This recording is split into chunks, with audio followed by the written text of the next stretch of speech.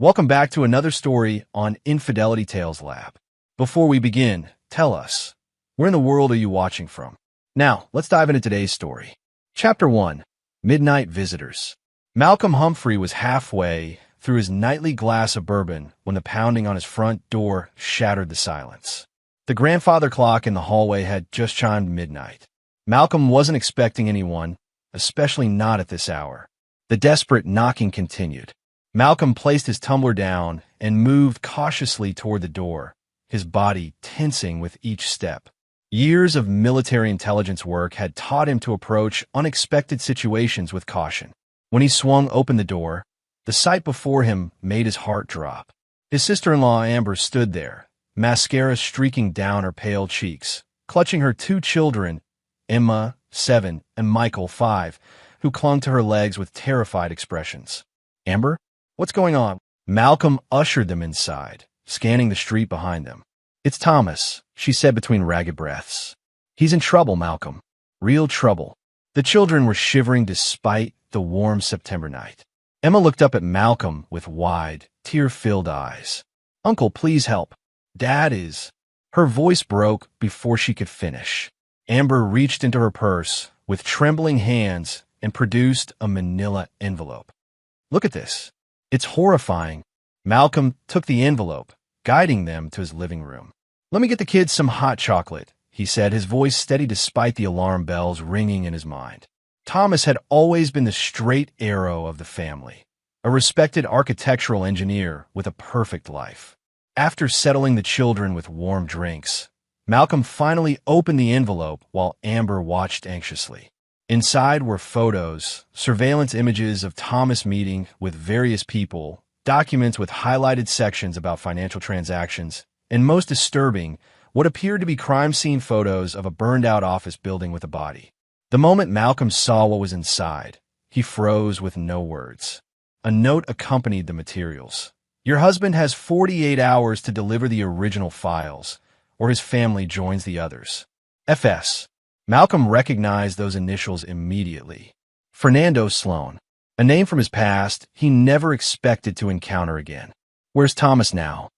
Malcolm asked, his mind already shifting into operational mode. "He called me from a burner phone," Amber whispered, glancing at the children who were now distracted by the television Malcolm had turned on. "He said to come to you, that you'd understand what was happening. He said he's hiding somewhere safe for now, but people are looking for him." Her voice cracked. "Malcolm, he said someone killed his entire project team. That building the photos, that was their satellite office." Malcolm's jaw tightened. "Did he mention what files they're looking for?" "Something about geological surveys and property acquisitions. Thomas's firm was contracted to evaluate land for a new development project. He said he discovered something wasn't right with the numbers, with the land itself." The next day, his colleagues started dying. Malcolm stared at the photos again, his mind connecting dots from his past. 5 years ago, he had been working a counterintelligence operation involving money laundering through real estate developments. Fernando Sloan had been a person of interest, a businessman with suspected ties to organized crime who somehow always managed to stay one step ahead of investigators. Malcolm had nearly caught him before political pressure mysteriously shut down the operation. He took early retirement shortly after, disillusioned with the system. "You'll stay here tonight," Malcolm said firmly. "Tomorrow, we figure out our next move." As he prepared the guest bedroom, Malcolm's phone buzzed with a text from an unknown number. "They're watching our house. Hope you're ready to play again." Thomas was alive, and somehow, he knew Malcolm's old enemy had returned. Malcolm looked out his window at the quiet suburban street, seeing it now with new eyes. Somewhere out there, Fernando Sloan's people might already be watching. The game had begun again, but this time, the stakes were his family. He opened his safe and removed his SIG Sauer P226, checking it methodically. Some skills never faded, and neither did some grudges. Chapter 2. Buried Truths. Dawn broke with Malcolm already awake, having slept only a few restless hours. He'd spent most of the night reviewing the contents of the envelope, piecing together the fragments of his brother's discovery. Thomas's architectural firm, Westridge Design, had been contracted 6 months ago to survey land for a massive development project called Horizon Estates. The client was Summit Ventures, a shell company Malcolm quickly confirmed was linked to Sloan Enterprises. Fernando had clearly been busy in the 5 years since Malcolm had left intelligence work. He made a secure call to his former colleague, David Lee, who now worked in the private sector. "I need everything you can find on Horizon Estates and Fernando Sloan's current operations," Malcolm said after explaining the situation. "Jesus, Malcolm. Sloan? That a ghost I never expected to resurface," David replied. "I'll dig into it, but carefully. That man has eyes everywhere." After finishing the call, Malcolm turned to find Amber standing in the doorway, looking slightly more composed after a few hours of sleep. "The kids are still sleeping," she said. "Have you heard from Thomas?" "Not since that text last night," Malcolm replied, gesturing for her to sit. "Amber, I need you to tell me everything about Thomas's behavior over the past few months. When did he start acting differently?" Amber tucked her hair behind her ear, a nervous habit Malcolm recognized. "About 6 weeks ago, he started working late, bringing files home, locking himself in his office. He became paranoid about his laptop, never leaving it unattended." She paused. I thought he might be having an affair." "He wasn't," Malcolm assured her. "He was finding something dangerous." He spread out the documents on the table. "These geological surveys don't match the official reports filed with the county. Thomas discovered that Summit Ventures was falsifying environmental impact data." "But why would that get people killed?" Amber asked. Malcolm pointed to one particular report. "Because the real surveys showed dangerous levels of toxic chemicals in the groundwater and soil. The kind that cause cancer clusters and birth defects. The kind that would cost hundreds of millions to clean up properly." He pulled up a map on his tablet. "Horizon Estates isn't just any development. It's a planned community with schools, parks, and over 3,000 homes. If built as planned, thousands of families would be exposed to these toxins. But the project is worth billions to the developers." Amber's hand flew to her mouth. "Thomas would never let that happen." "Exactly. And I think he gathered enough evidence to not only stop the project, but to link it directly to Fernando Sloan." Malcolm's expression darkened. "Sloan has always operated through proxies and shell companies, making himself untouchable. Thomas may have finally found a connection that could bring him down." The doorbell rang, causing them both to freeze. Malcolm motioned for Amber to stay put as he checked the security camera he'd installed last night. On the porch stood Detective Dwight Harper, a solidly built man with a grave expression. Malcolm opened the door cautiously. "Malcolm Humphrey?" Harper asked, showing his badge. "I'm Detective Harper. I'm here about your brother, Thomas. He's wanted for questioning regarding the death of his colleague, Julian Winters." Malcolm's face revealed nothing. "My brother? I haven't seen Thomas in weeks. What's happened?" Harper studied Malcolm's face carefully. "A fire at a satellite office of Westridge Design killed Julian Winters 2 nights ago. Security footage shows Thomas entering the building shortly before the fire started, and he hasn't been seen since. His wife and children are also missing." "That's concerning," Malcolm said evenly. "If I hear from my brother, I'll certainly let you know." After the detective left, Malcolm returned to find Amber in tears. "They're framing Thomas for murder," she whispered. "They won't get away with it," Malcolm promised. "But we need to find Thomas and the original files he collected." His phone buzzed with a text from David. "Found something big. Sloan's sister Robbie is CFO of Summit. Meeting records show Thomas confronted her last week. Can't talk on phone. Meet at the usual place, 2 p.m. Malcolm turned to Amber. "I need you and the kids to stay here. Lock the doors. Don't answer for anyone but me. I'm going to find your husband and the truth." As Malcolm prepared to leave, he received another text from his brother. "Memory lane holds the key, where we buried the time capsule. T." Malcolm felt a surge of hope. The summer they were teenagers, they had buried a metal box filled with childhood treasures on their family's old property outside the city, land that now bordered the proposed Horizon Estates. Thomas hadn't just discovered the toxic secret by accident. He had grown up on that land. This was personal for him too. Malcolm grabbed his keys, his mind already formulating a plan. Fernando Sloan had chosen the wrong family to threaten. Chapter 3. The Enemy's Face. Fernando Sloan studied the surveillance photos on his desk with growing irritation. The Humphrey woman and her children entering Malcolm Humphrey's house at midnight was an unexpected complication. "You should have intercepted them before they reached him," Fernando said coldly to the man standing before his desk. Julio Holloway, his head of security. "We lost their trail after they left their home," Holloway explained. "By the time we located them, they were already inside Humphrey's house." Fernando leaned back in his leather chair, the floor-to-ceiling windows of his penthouse office showcasing the city skyline behind him. At 52, he maintained the physical condition of a man a decade younger, his salt and pepper hair meticulously styled, his tailored suit concealing the build of someone who still boxed 3 times a week. "Malcolm Humphrey," he said, almost to himself. "Now, there's a ghost from the past. You know him?" Holloway asked. "He nearly destroyed everything I built 5 years ago," Fernando replied. "Federal intelligence officer with an inconvenient moral compass. The kind who couldn't be bought or threatened." His eyes narrowed. "I didn't realize Thomas Humphrey was his brother. That information should have been in your background report."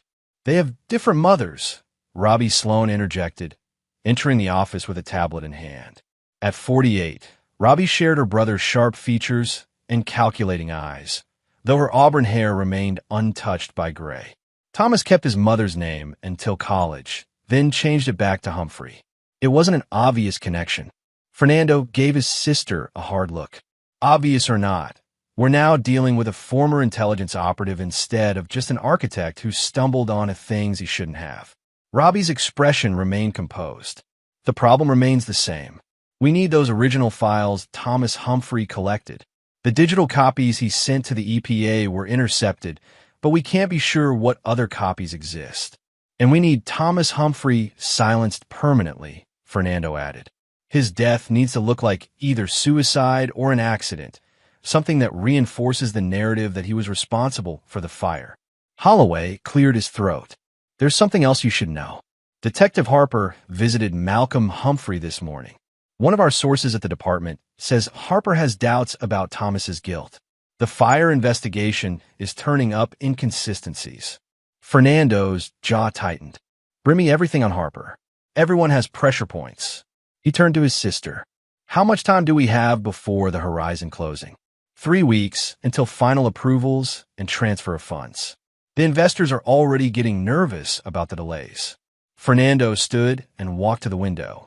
$3 billion, 5 years of planning, and dozens of carefully cultivated political relationships, all potentially undone by one righteous architect.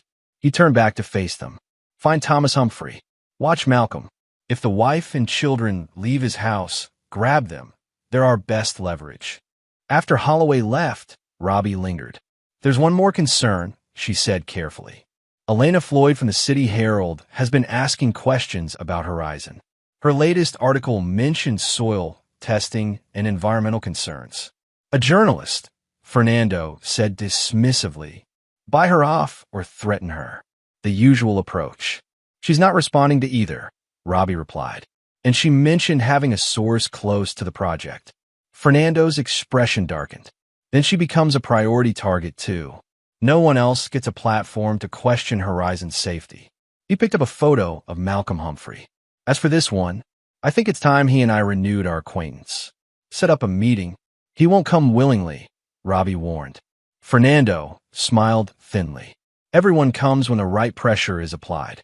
Find out everything about Malcolm Humphrey's life since he left government service. Everyone he cares about. Everyone who matters to him." As Robbie turned to leave, Fernando called after her. "And Robbie? If Thomas Humphrey contacted his brother, it means he told him everything. Malcolm Humphrey isn't just a complication. He's now our primary threat." In his home office, Fernando opened his safe and removed a file labeled Operation Cerberus, the intelligence operation Malcolm had led 5 years ago. Inside was a detailed dossier on Malcolm himself, compiled by Fernando's sources within the government. Malcolm Humphrey, former Marine, decorated for valor in Afghanistan, recruited to intelligence services afterward, specialized in complex financial investigations. Divorced, no children. Reputation for integrity and persistence. Fernando closed the file, his mind working through contingencies. Malcolm Humphrey had nearly caught him once. He wouldn't get a second chance. Chapter 4. Ghosts and Shadows. The old Humphrey property had changed in the 20 years since Malcolm had last visited. The modest farmhouse was gone, the fields reclaimed by nature. Only the ancient oak tree at the edge of the property remained as a landmark from his childhood. Malcolm parked his car half a mile away and approached on foot, using the tree line for cover. The time capsule had been buried beneath the old oak, marked by a crude H they had carved into the trunk. As children, it had seemed like the perfect hiding place for their treasures. Now, it might be hiding something far more valuable. After ensuring he wasn't being followed, Malcolm knelt by the base of the oak, finding the carved H now weathered but still visible. He began digging where he remembered the time capsule had been buried. 15 minutes of digging revealed not the time capsule, but a waterproof bag containing a thumb drive, a handwritten letter, and a key with a numbered tag. Malcolm quickly reburied the hole and retreated to the cover of trees to examine the contents. The letter was in Thomas's handwriting. "Malcolm, if you're reading this, then things have gone as badly as I feared. The thumb drive contains all my original findings about Horizon Estates, the falsified environmental reports, the bribes to officials, and most importantly, the link to Fernando Sloan. The land they're building on is contaminated with industrial chemicals from the old factory that operated nearby in the 80s. The same chemicals Mom was exposed to before she got sick. The same chemicals that killed her. This isn't just business for Sloan, it's a cover-up. His family's company owned that factory. They dumped those chemicals illegally for years. Mom wasn't the only one who died because of them. The key opens locker 347 at Central Station. Inside is the physical evidence, including soil samples I had tested independently and the original documents showing Sloan's family owned the factory. Trust no one except David Lee. He's been helping me gather evidence discreetly. And watch out for Robbie Sloan. She's the one who threatened me directly when I confronted her with what I'd found. Keep Amber and the kids safe. I love them more than anything. Thomas." Malcolm's hands tightened around the letter. Their mother had died of a rare form of cancer when Malcolm was 16 and Thomas was 14. The doctors had never been able to explain the cluster of similar cases in their rural community. Now, 25 years later, the truth was finally surfacing, and Fernando Sloan was willing to kill to keep it buried. His phone buzzed, a text from David. "Can't make our meeting. Being followed. Someone accessed my systems last night. Be careful." Malcolm quickly checked the contents of the thumb drive using his secure laptop. It contained exactly what Thomas had described, a damning collection of evidence that would not only halt the Horizon Project, but could put Fernando Sloan in prison for decades. As Malcolm was preparing to leave, movement at the edge of the property caught his attention. Two men in dark clothing were methodically searching the area, moving in a professional sweep pattern. Sloan's people had found the location. Malcolm silently retreated deeper into the woods, circling around to where he had left his car. As he reached the road, he spotted a black SUV parked next to his vehicle. 3 more men waited there. Changing tactics, Malcolm moved parallel to the road through the forest until he reached a small gas station a mile away. He called for a rideshare under a false name and directed it to a shopping mall in the city. From there, he took a series of evasive measures before heading to Central Station to retrieve the contents of locker 347. The station was crowded, good for anonymity, but bad if Sloan's people were watching it. Malcolm did 2 complete circuits of the main concourse, identifying 3 possible surveillance positions, but no obvious watchers. The locker contained a sealed evidence bag with soil samples, original property records with the Sloan family name highlighted, and a flash drive labeled backup. Also inside was a business card for Elena Floyd, reporter at the City Herald, with a handwritten note from Thomas. She can be trusted. As Malcolm was leaving the station, his burner phone rang, a number he didn't recognize. "Mr. Humphrey," said a smooth, cultured voice he instantly recognized. "It's been 5 years. I think it's time we had a conversation." "Fernando," Malcolm replied coldly. I have nothing to say to you. Oh, I think you do. Especially since I'm currently looking at a photograph of your lovely sister-in-law and her children leaving your house 20 minutes ago, escorted by 2 of my associates. Malcolm's blood ran cold. If you harm them, their safety depends entirely on our ability to reach a mutual understanding, Fernando interrupted. There's a black car waiting outside the east entrance of the station. It will bring you to me. You have 3 minutes to decide if your brother's family is worth a conversation. The line went dead. Malcolm's mind raced through options. He had the evidence that could destroy Sloan, but Amber and the children were now in danger. He had told them to stay put. They must have left for some reason or been lured out. Malcolm exited through the west entrance instead, circling around to observe the black car Fernando had mentioned.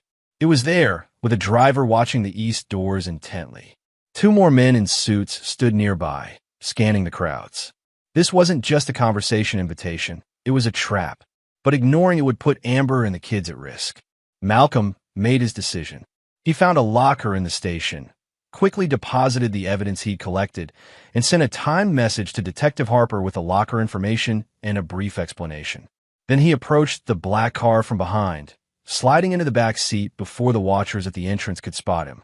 The driver turned in surprise, reaching for a weapon, but Malcolm already had his SIG pressed against the man's ribs. You're going to take me to Sloan, Malcolm said calmly, but we're going to make one call first. Put your phone on speaker and dial your boss. The driver complied, and Fernando's voice soon filled the car. Is he in custody? Change of plans, Malcolm answered. I'm coming to you, but on my terms. If Amber or the children are harmed in any way, what happens next will make our last encounter look like a friendly disagreement. There was a brief silence before Fernando replied. I see you haven't lost your flair for the dramatic, Malcolm. Very well. My driver will bring you to our meeting point. The Humphrey family will remain unharmed for now. As the car pulled away from the station, Malcolm knew he was walking into the lion's den. But this time, he wasn't the same man Fernando had outmaneuvered 5 years ago. This time, he was playing for keeps. Chapter 5, The Spider's Web. The car brought Malcolm to an upscale restaurant overlooking the city harbor, neutral ground for their meeting, but undoubtedly surrounded by Sloan's people. As Malcolm was escorted to a private dining room in the back, he counted at least 6 security personnel strategically positioned throughout the restaurant. Fernando Sloan sat alone at a table by the windows, a glass of red wine in front of him. He rose as Malcolm entered, offering a smile that never reached his eyes. Malcolm, he said, gesturing to the chair opposite him. Please join me. Malcolm remained standing. Where are they? Your brother's family is comfortable, I assure you, Fernando replied. Sit. We have much to discuss. Malcolm took the seat, his eyes never leaving Fernando's face. 5 years ago, you used political connections to shut down my investigation. Now you're threatening my family. You've moved up in the world of criminality. Fernando's smile tightened. And you've moved down in the world, it seems. Private security consulting for mid-sized companies? A man of your talents should have aimed higher. I sleep well at night, Malcolm countered. Can you say the same? Fernando took a sip of his wine. Let's not waste time on philosophical debates about morality. You have something I want, the evidence your brother collected. I have something you want, your brother's family. A simple exchange. And Thomas, your brother made his choice when he decided to become a crusader, Fernando said dismissively. However, I'm not unreasonable. Provide me with all copies of the evidence. Confirm that no other copies exist, and perhaps Thomas can have a new life somewhere far away. With a new identity, of course. Malcolm leaned forward. You're poisoning thousands of people with that development. The same way you poisoned our mother and others in that community. A flicker of surprise crossed Fernando's face. So Thomas figured that out too. Impressive. He shrugged. Ancient history. Legally and practically irrelevant now. Tell that to the families who lost loved ones. Malcolm said, his voice hardening. Tell that to the children who will grow up in houses built on your toxic waste. Spare me the moral outrage, Fernando replied coldly. Business involves difficult decisions. The Horizon Project will revitalize a failing part of the city, create thousands of jobs, and generate billions in economic activity. A few theoretical health concerns decades from now are a reasonable trade-off. Those theoretical concerns have names and faces, Malcolm said. And you're not doing this for economic revitalization. You're doing it to bury the evidence of your past crimes under concrete and houses. Fernando's expression darkened. Enough. Here is my offer. You have 24 hours to deliver all evidence your brother collected. In return, his wife and children go free. You both disappear and never speak of this again. If you refuse or attempt to use the evidence, they die, and you shortly thereafter. He smiled thinly. And unlike last time, I won't rely on political pressure to solve my problem. I've learned that some matters require a more direct approach. Before Malcolm could respond, the door opened and Robbie Sloan entered. Sorry I'm late, she said, taking a seat beside her brother. Traffic was terrible. Ms. Sloan, Malcolm acknowledged coolly.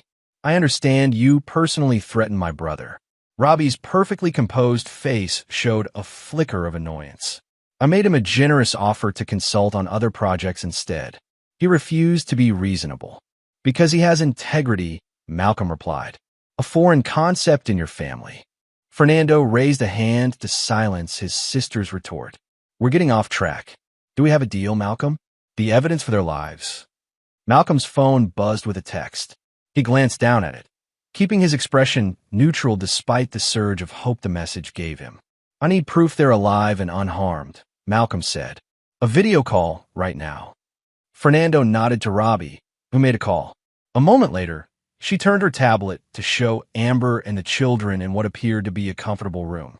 Amber looked frightened, but unharmed. The children were watching television, apparently unaware of their situation. Malcolm, Amber said when she saw him. What's happening? These people said Thomas is in trouble. Robbie turned the tablet away. Satisfied, Malcolm nodded slowly. I'll need time to collect everything. Thomas had copies in multiple locations. 24 hours, Fernando repeated. And Malcolm? Don't think about going to the authorities. We both know how that ended last time. My influence has only grown since then. As Malcolm stood to leave, Fernando added, one more thing. The reporter, Elena Floyd. Has Thomas been in contact with her? I wouldn't know, Malcolm replied evenly, though the business card in his pocket seemed to burn against his skin. If he has, it would be in everyone's best interest if that line of communication ended permanently, Fernando said, his meaning unmistakable. Outside the restaurant, Malcolm took a circuitous route back to his house, ensuring he wasn't followed. The text he had received during the meeting was from Detective Harper. Need to talk. Evidence suggests Thomas innocent.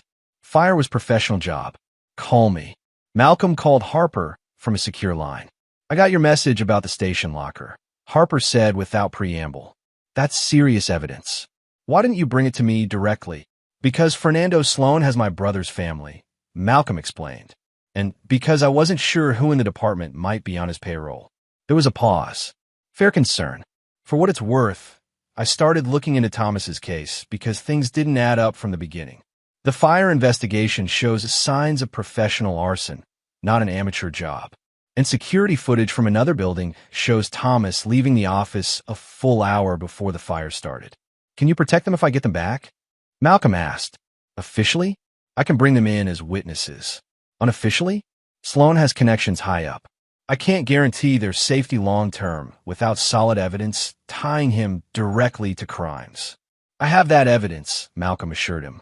But first I need to deal with the immediate threat to Amber and the kids. After ending the call, Malcolm reached out to his former colleague David Lee. I've been laying low, David explained when he answered. Sloan's people try to hack my systems, but they only got into my decoy files. The real data is secure. I need your help, Malcolm said. Sloan has Amber and the kids. I'm going to get them back, but I need eyes and ears inside his operation. You want me to hack Fernando Sloan's security systems? David sounded incredulous. That's suicide. Not hack them, Malcolm clarified. Just give me the blind spots. And I need to know where they're keeping the hostages. David was silent for a moment. I've been tracking Thomas's case too, you know? He contacted me about the environmental data months ago. I've been helping him build the case. I know, Malcolm said. He told me in his letter.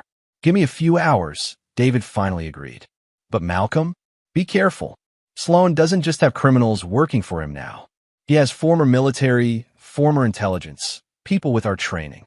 So do I, Malcolm replied. I have you. His next call was to Elena Floyd at the City Herald.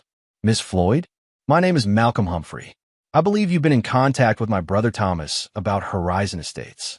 There was a cautious pause before she replied, I don't discuss my sources, Mr. Humphrey. Thomas isn't hiding, Malcolm explained. His family has been taken by the people he was investigating. I have the evidence he collected, but I need your help. What kind of help? She asked, her journalistic instincts clearly engaged. The public kind, Malcolm replied. I need a spotlight so bright that Fernando Sloan can't operate in the shadows anymore. By evening, Malcolm had assembled the pieces of his countermove. David had located Amber and the children in a lakeside property owned by one of Sloan's shell companies. Elena had agreed to prepare a comprehensive expose on Horizon Estates and the Sloan family's history of environmental crimes, ready to publish on Malcolm's signal. As night fell, Malcolm received another text, this one from Thomas himself. They found my hotel. Moving to backup location. Did you get my package? Malcolm replied, yes. They have A and the kids. Working on a plan. Thomas's response came quickly. Don't trust Harper.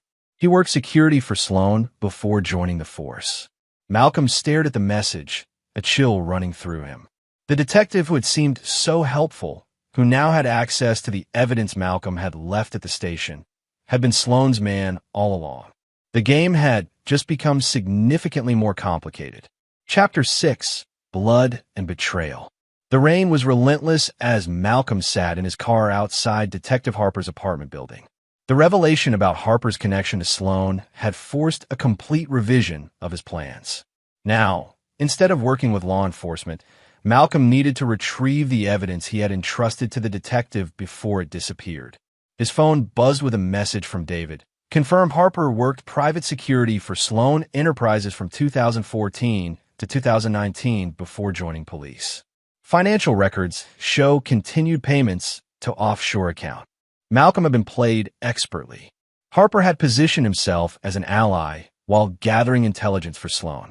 The question now was whether Harper had already turned over the evidence from the station locker or was holding it as leverage for his own purposes.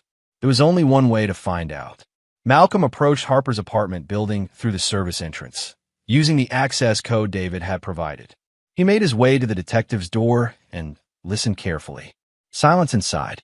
Using the specialized tools from his intelligence days, Malcolm defeated the lock and entered the darkened apartment. A methodical search revealed nothing in the obvious places. No evidence, no files related to Thomas's case. Malcolm was about to check behind the framed photographs when the overhead light suddenly switched on. Looking for something, Harper stood in the bedroom doorway, gun trained on Malcolm's chest. He looked calm, professional, the face of a man who had been in similar situations before. Where is it, Harper? Malcolm asked, not bothering to pretend innocence. The evidence? Safe. Harper gestured with his gun for Malcolm to sit on the couch. You know, when Sloan told me to keep an eye on you, I expected more caution from a former intelligence officer. Malcolm sat, his eyes never leaving Harper. Did you give it to him yet? No. Harper admitted, surprising Malcolm. Sloan doesn't know I have it. Playing both sides? Harper's expression hardened. Playing to win. That evidence is my retirement plan. Sloan will pay a premium to make it disappear permanently. People will die if Horizon Estates goes forward, Malcolm said. My brother is being framed for murder. His family is being held hostage. And you're looking for payday? It's business, Harper replied coldly. Nothing personal. It's personal to me, Malcolm countered. That evidence isn't just about Horizon. It's about what Sloan's family did 25 years ago, the illegal dumping that killed my mother and dozens of others. Something flickered in Harper's eyes, the first hint of doubt. What are you talking about? The land Horizon is being built on is contaminated from Sloan's family's factory. They knew it then, they know it now. They're covering up past crimes by building over the evidence and preparing to poison a new generation. Harper's gun lowered slightly. That wasn't in the files. It's in the soil samples Thomas collected, Malcolm explained, and in the original property records showing Sloan ownership of the factory. The cancer cluster in our community wasn't random. It was the result of their deliberate actions. Harper was silent for a long moment, internal conflict evident in his expression. Finally, he lowered his gun completely. My sister died of a rare cancer 3 years ago, he said quietly. Doctors couldn't explain it. She lived in Riverbrook for just 5 years in the 90s. The same community as my mother, Malcolm confirmed. The same pattern of illness. The same cause. Harper holstered his weapon. The evidence is in a storage unit, not at the station. I took it as soon as I got your message. He wrote an address on a piece of paper. Unit 114. Code is 5591. Malcolm took the paper cautiously. Why the change of heart? I'm a dirty cop, not a mass murderer, Harper said bitterly. There are lines even I won't cross. As Malcolm turned to leave, Harper added, Sloan knows you contacted Elena Floyd. He's sending people to her apartment tonight. And Malcolm? He never intended to release your brother's family. Once he has the evidence, they become loose ends. Malcolm nodded grimly. I figured as much. That's why I have a different plan. Whatever it is, you're running out of time, Harper warned. Sloan's moving up the timeline on Horizon. Final approvals are happening tomorrow, not next week. Once the money transfers, it'll be too late to stop the project. After retrieving the evidence from Harper's storage unit, Malcolm made 2 urgent calls. The first was to Elena Floyd, warning her about the threat and arranging for her safety. The second was to David Lee. I need everything you have on the lakeside property where they're holding Amber and the kids, Malcolm said. Security systems, guard rotations, blind spots, everything. Already compiled, David replied. But Malcolm, it's heavily secured. At least 8 professional guards, top-tier security system. You can't go in alone. I won't be alone, Malcolm said, an idea forming. Harper's going to help us. The dirty cop? Are you insane? He has his own reasons now, Malcolm explained. And we need someone Sloan's people will trust. By midnight, the plan was set. Harper would enter the lakeside property under the pretense of delivering valuable information about Malcolm's movements. Once inside, he would create a diversion while Malcolm infiltrated through a blind spot in the security system that David had identified. Meanwhile, Elena would prepare the full expose on Horizon Estates and the Sloan family's history of environmental crimes, ready to publish at Malcolm's signal. Thomas, still in hiding, would meet them at a secure location afterward. As Malcolm prepared for the rescue operation, his phone rang. It was Fernando Sloan. Time's up. Malcolm, Fernando said without preamble. Where's my evidence? I'm still gathering it, Malcolm replied, stalling. Thomas hit it well. I need more time. You don't have more time, Fernando snapped. The Horizon closing happens tomorrow at noon. I want that evidence by 6 a.m., or your brother's family will suffer the consequences. I need proof they're still alive, Malcolm insisted. There was a pause, then sound of a phone being passed. Malcolm, Amber's voice came through, shaking but strong. Malcolm, they've been asking about Thomas, about evidence. I haven't told them anything, but the phone was taken away. 6 a.m., Fernando repeated. And Malcolm? I know Detective Harper contacted you. Whatever he told you, remember where his true loyalties lie. The call ended, leaving Malcolm with a new concern. Fernando suspected Harper's betrayal, which meant their plan was already compromised. Just as he was processing this, Malcolm's secure line rang. A call from Thomas. Malcolm, they found me, Thomas said urgently, the sound of movement in the background. Sloan's sister Robbie tracked my last call. I'm on a move, but they're close. Where are you? Malcolm asked, already heading for his car. The old boathouse at Crescent Lake, Thomas replied. Malcolm, if they get me, publish everything. Don't let them bury the truth again. Hold tight. I'm on my way, Malcolm promised. As he drove toward Crescent Lake, Malcolm called David. Change of plans. Thomas is compromised. I need you to move on the lakeside property now. Use Harper if you can, but don't count on him. Get Amber and the kids out. What about you? David asked. I'm getting Thomas. Then we end this, tonight. The rain had intensified by the time Malcolm reached Crescent Lake. The old boathouse stood dark and silent at the end of a wooden dock. Too silent. Malcolm approached cautiously, every sense alert for danger. Inside the boathouse, he found signs of a struggle, overturned furniture, a smear of blood on the floor. Thomas was gone. A soft vibration from his pocket. A text message from an unknown number. Final game. Your brother and his family for the evidence. Harborview Warehouse. 1 hour. Come alone or they all die. Attached was a photo showing Thomas, bloodied but alive, alongside Amber and the children, fear evident in their expressions. The trap was set, but this time, Malcolm would be the one springing it. Chapter 7. Calculated Risks. Harborview Warehouse stood abandoned at the edge of the industrial district, a hulking silhouette against the stormy night sky. Malcolm circled the perimeter in his car, noting multiple vehicles parked discreetly in the shadows. Sloan's security force, positioned for an ambush. This was where everything would end, one way or another. Malcolm called David from a secure line. Are you in position? Yes, David confirmed. Elena's ready too. The story is prepared with all the evidence. One text from you, and it goes live on the Herald's website and to every major news outlet in the country. And the other arrangement? In place, David assured him. Everything's ready. Malcolm ended the call and checked his equipment one last time. The thumb drive containing Thomas's evidence was secure in his pocket, or rather, a copy of it was. The originals were safe with Elena, and additional copies have been distributed to trusted contacts with instructions to release them if Malcolm didn't check in by morning. He sent a text to the number that had contacted him. I'm here. Where's my family? The response came quickly.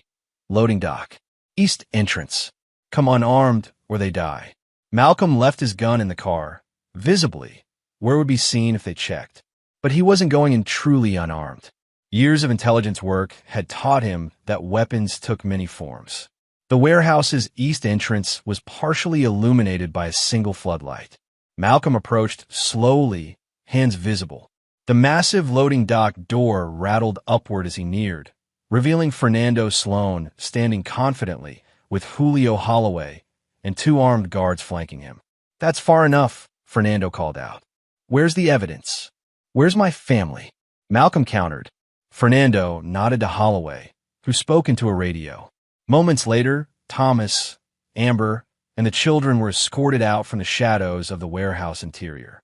Thomas's face was bruised, and he limped slightly. Amber held the children close, their faces tear-streaked but unharmed. The evidence, Fernando demanded again. Malcolm reached slowly into his pocket and removed the thumb drive. Everything Thomas collected. Original surveys, falsified reports, financial transactions, property records linking your family to the chemical dumping 25 years ago. It's all here. Fernando's expression tightened at the mention of the past crimes. Toss it over. After they're safely away from here, Malcolm insisted. Fernando laughed coldly. You're not in a position to negotiate, Malcolm. You came alone, unarmed, into my territory. My men surround this building. Not entirely alone, Malcolm replied calmly. And surrounded isn't always a disadvantage. He nodded toward the warehouse roof, where the red of a laser sight suddenly appeared on Fernando's chest. Then another on Holloway's forehead. Fernando's guards tensed, looking frantically for the source. Detective Harper sends his regards, Malcolm continued. Turns out he has limits to what he'll do for money. And David, Lee has been quite busy with your security systems. Did you know your own cameras are now streaming to the police department and FBI?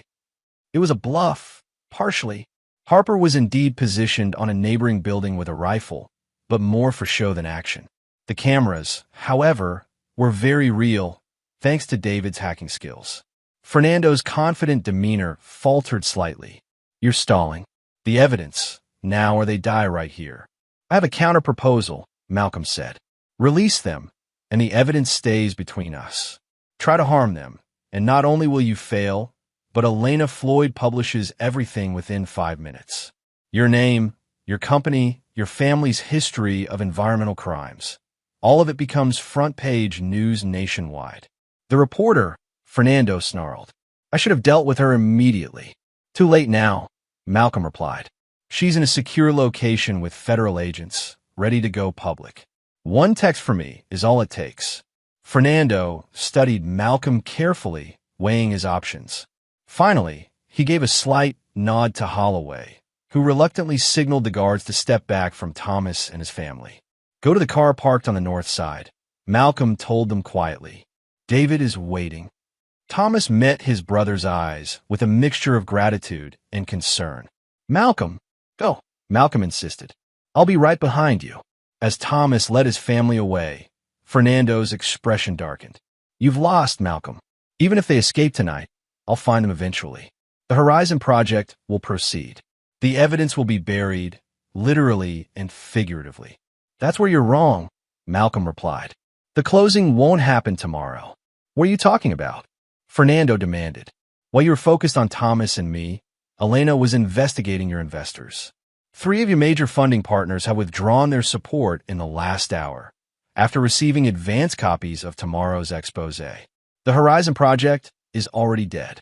Fury contorted Fernando's features. You're lying. Malcolm held up his phone, showing an email from one of Horizon's investment banks announcing their withdrawal from the project pending investigation of environmental concerns. It's over, Fernando, Malcolm said. The question now is whether you face the consequences quietly or add kidnapping and attempted murder to your charges. Fernando's hand moved toward his jacket, but Malcolm was faster. The small ceramic blade concealed in his sleeve dropped into his palm, and he lunged forward, pressing it against Fernando's throat before the guards could react. Tell them to stand down, Malcolm ordered quietly. Fernando hesitated, then gave a slight nod to Holloway. Stand down. No one moves. Now we're going to walk outside together, Malcolm continued. Your men will stay here. Any attempt to follow, and Elena publishes everything immediately. Slowly, Malcolm backed toward the exit, keeping Fernando in front of him as a shield. As they reached the doorway, a vehicle screeched to a halt outside. Not David's car, but a black SUV with tinted windows. The door flew open, and Robbie Sloan emerged, a gun already raised. Let him go, she demanded. Robbie, don't, Fernando warned, but his sister's expression was resolute. The project is everything, she said coldly. We've worked too hard to let it fail now. What happened next occurred in a blur of motion. Robbie fired just as Malcolm pushed Fernando aside. The bullet grazed Malcolm's shoulder instead of finding its intended target. Malcolm rolled behind a concrete barrier as Fernando shouted at his sister. What are you doing? What you never had the courage to do, Robbie replied, turning her gun toward her brother. Solve the problem permanently. Before she could fire again, a shot rang out from the darkness, striking Robbie in the arm. She dropped the gun, crying out in pain. Detective Harper emerged from the shadows, his service weapon trained on the Sloans. Police. Nobody move. Sirens wailed in the distance, growing closer. Malcolm's plan had worked. David had alerted the authorities with precise timing, ensuring they arrived only after Thomas and his family were safely away. Fernando looked at Malcolm with a mixture of hatred and grudging respect. This isn't over. Actually, it is, Malcolm replied. Check your phone. Fernando reached for his phone, finding a breaking news alert from the City Herald. Exclusive. Horizon Estates built on toxic land. Developer Sloan enterprises linked to historic chemical dumping and cover-up. Elena had published everything. As police cars surrounded the warehouse and officers moved in to arrest Fernando, Robbie, and their men, Malcolm slipped away in the confusion. His part in this drama was done. Now it was time for justice to take its course. Chapter 8. Truth and Consequences. 3 days later, Malcolm sat in a hospital waiting room while Thomas underwent surgery to repair the damage from his beatings at Sloan's hands. Amber sat beside him, the children asleep across chairs nearby, exhausted from their ordeal. The doctors say he'll recover completely, Amber said quietly. Physically, at least. I don't know how long the other healing will take. Thomas is strong, Malcolm assured her. Stronger than I ever gave him credit for. Amber nodded, her eyes filling with tears. He kept saying he had to do the right thing, even when it got dangerous. He said he couldn't let what happened to your mother happen to other families. She looked up at Malcolm. He never told me about her, about how she really died. We didn't talk about it much, Malcolm admitted. It was easier to accept it as a random tragedy than to face the possibility that it was preventable, that someone was responsible. And now everyone knows the truth, Amber said, gesturing to the television in the corner, which was showing continuous coverage of the Sloan scandal. Elena Floyd's expose had ignited a firestorm. Fernando and Robbie Sloan had been arrested on multiple charges, including attempted murder, kidnapping, obstruction of justice, and environmental crimes. The Horizon Estates project had been permanently halted, and investigations had been opened into other Sloan Enterprises developments. Most significantly, the historic chemical dumping had been confirmed by independent testing. Families who had lost loved ones to the cancer cluster, including Malcolm and Thomas's mother, would finally see justice after 25 years. Detective Harper had been placed on administrative leave pending investigation of his connections to Sloan, but his actions in the final confrontation would likely mitigate the consequences he faced.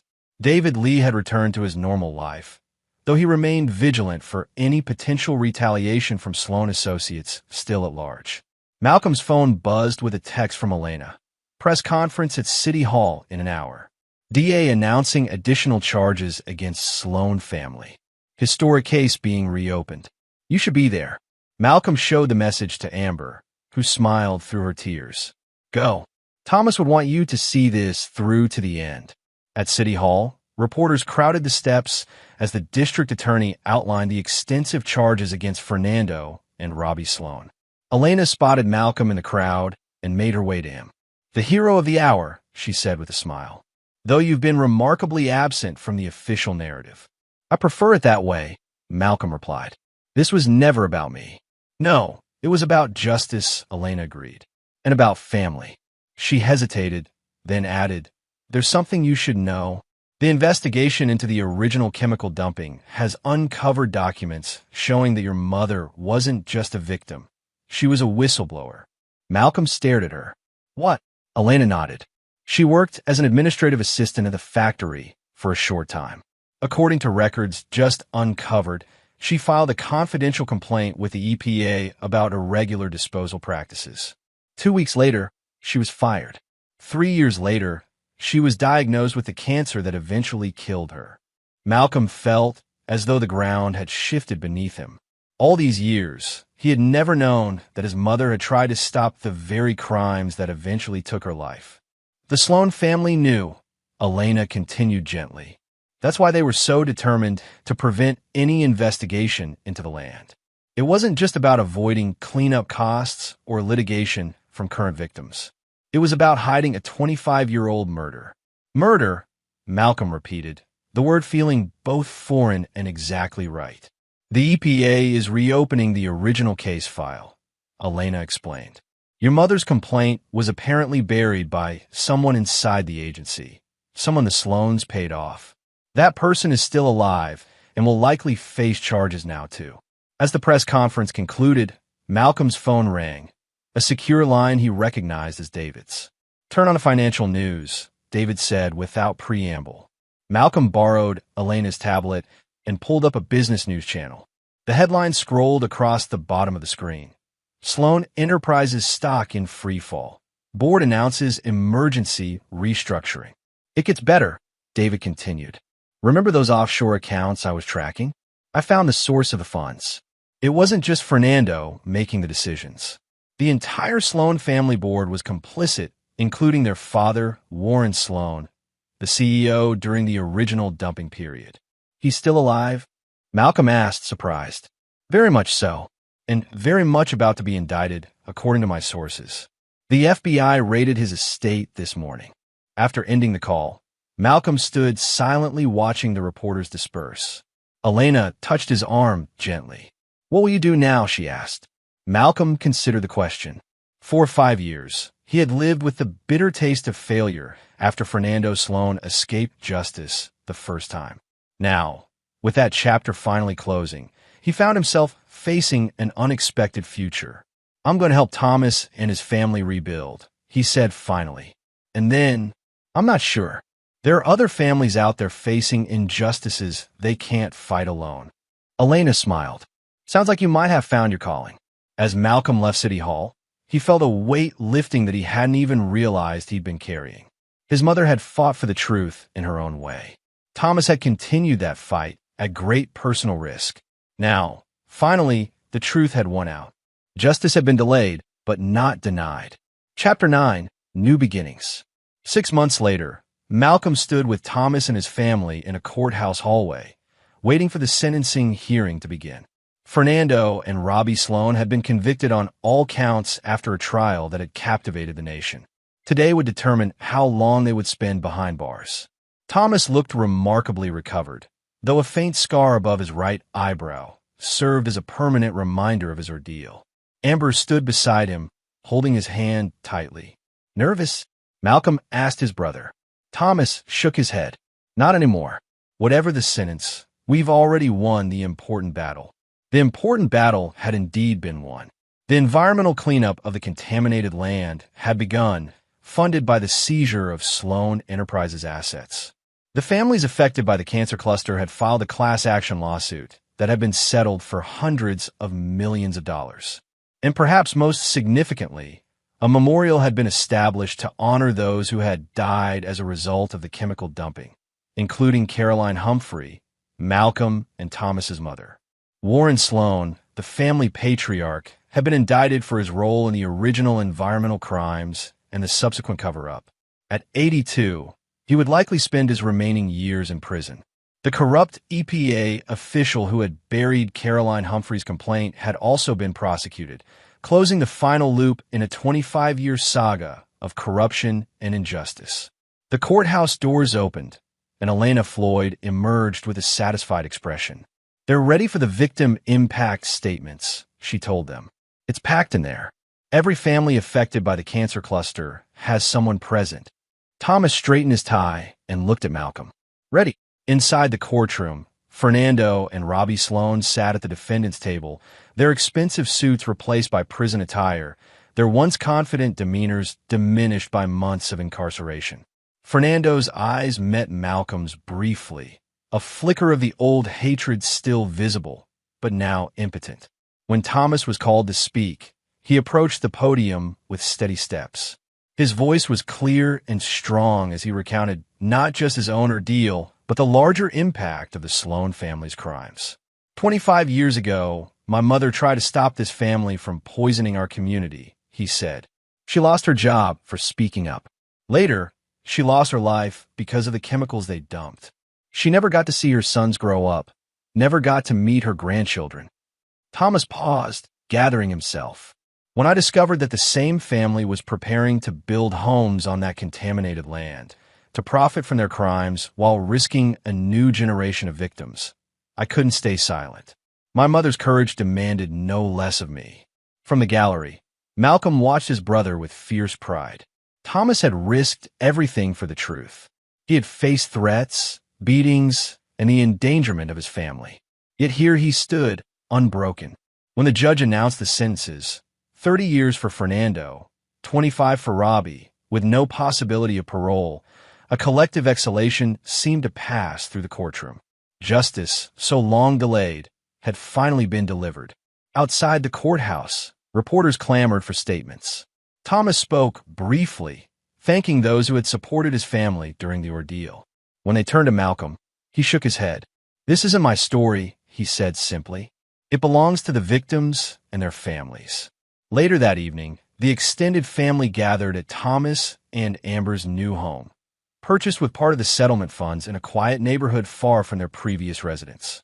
The children played in the backyard, their traumatic experience gradually fading into memory as children's resilience worked its healing magic.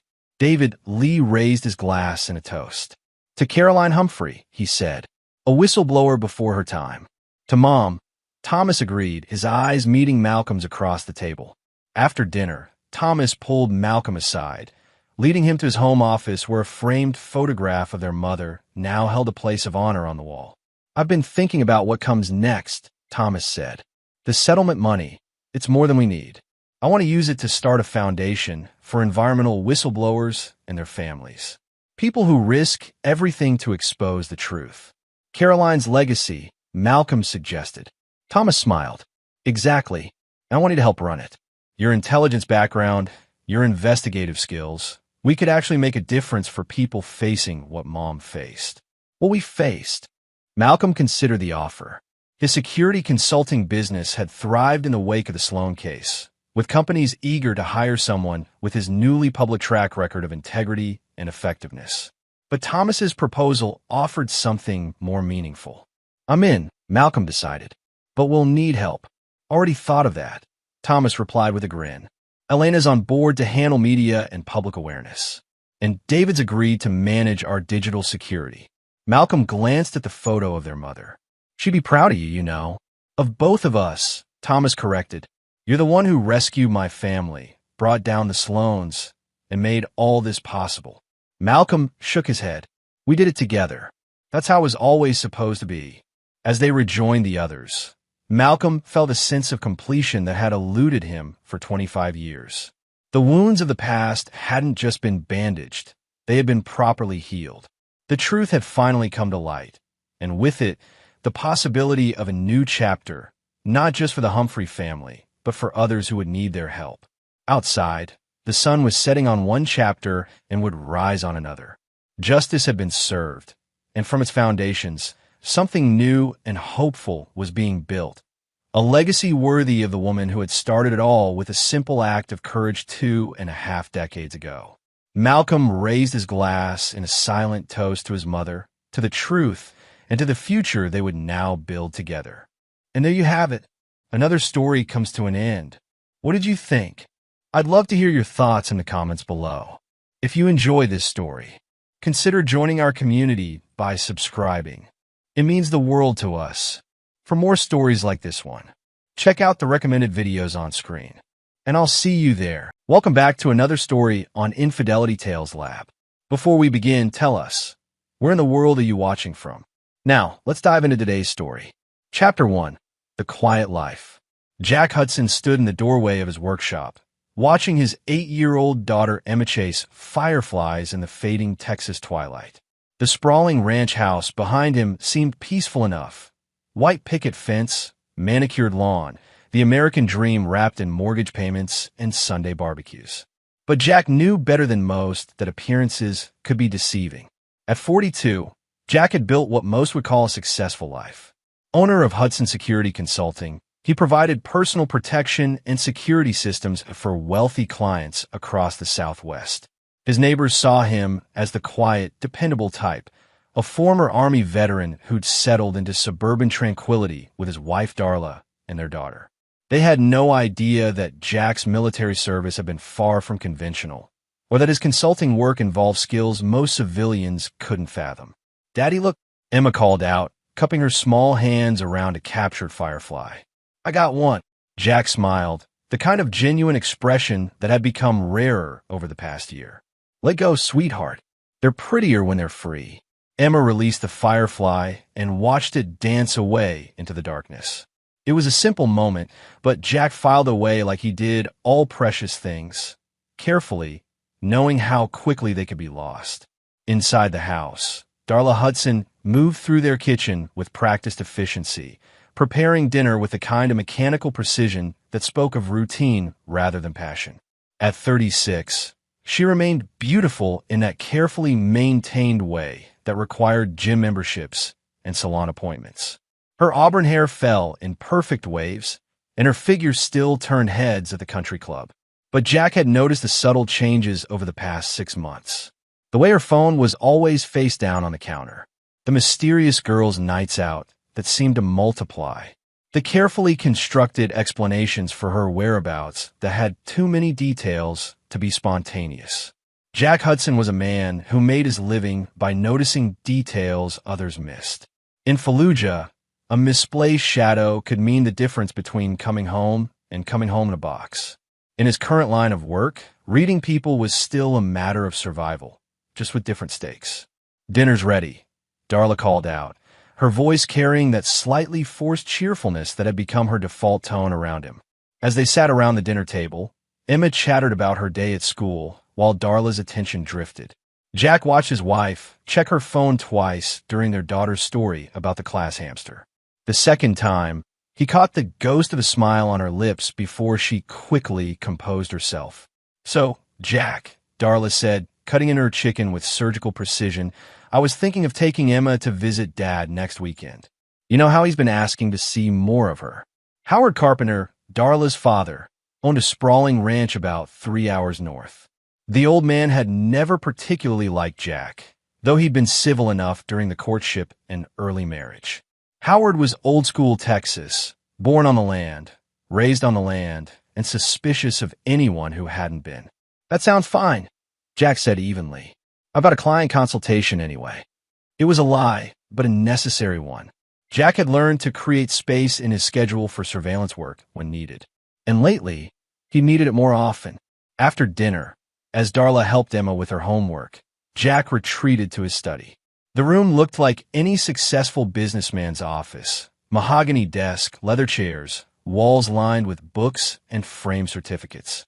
But behind the false wall concealed by a bookshelf, Jack maintained a different kind of office. High-grade surveillance equipment, tactical gear, and files on various subjects of interest. Tonight, he pulled out a manila folder labeled DH Surveillance, Phase 1. The photographs told a story that Darla thought she was keeping secret. Her lunch meetings with Brett Wolfe had started innocently enough. Chance encounters at the coffee shop, brief conversations in public places. But over the past 2 months, those meetings had moved to more private locations. Hotels, his apartment, long drives in his car. Brett Wolfe was a real estate developer, successful and charismatic in that aggressive way that appealed to some women. Divorced, no kids, and with a reputation around town for being a player. Jack had done his research on Brett the moment the first photograph showed something more than friendly conversation. What Darla didn't know was that Jack had been documenting everything from the beginning. Every meeting, every lie, every moment of what she thought was secret passion. He had audio recordings, GPS tracking data, and enough photographic evidence to end their marriage in any court in Texas.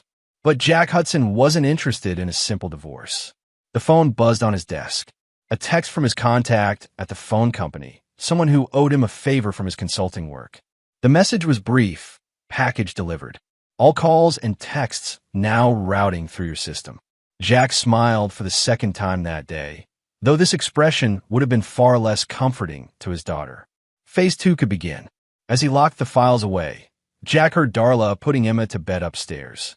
Their daughter's laughter echoed down the hallway, followed by Darla's softer voice reading a bedtime story. It was such a normal domestic sound, the kind of moment that made some men reconsider their plans. Jack Hudson was not some man. He learned long ago that betrayal came in many forms. Sometimes it was an enemy combatant pretending to be a friendly local. Sometimes it was a partner who sold you out for the right price.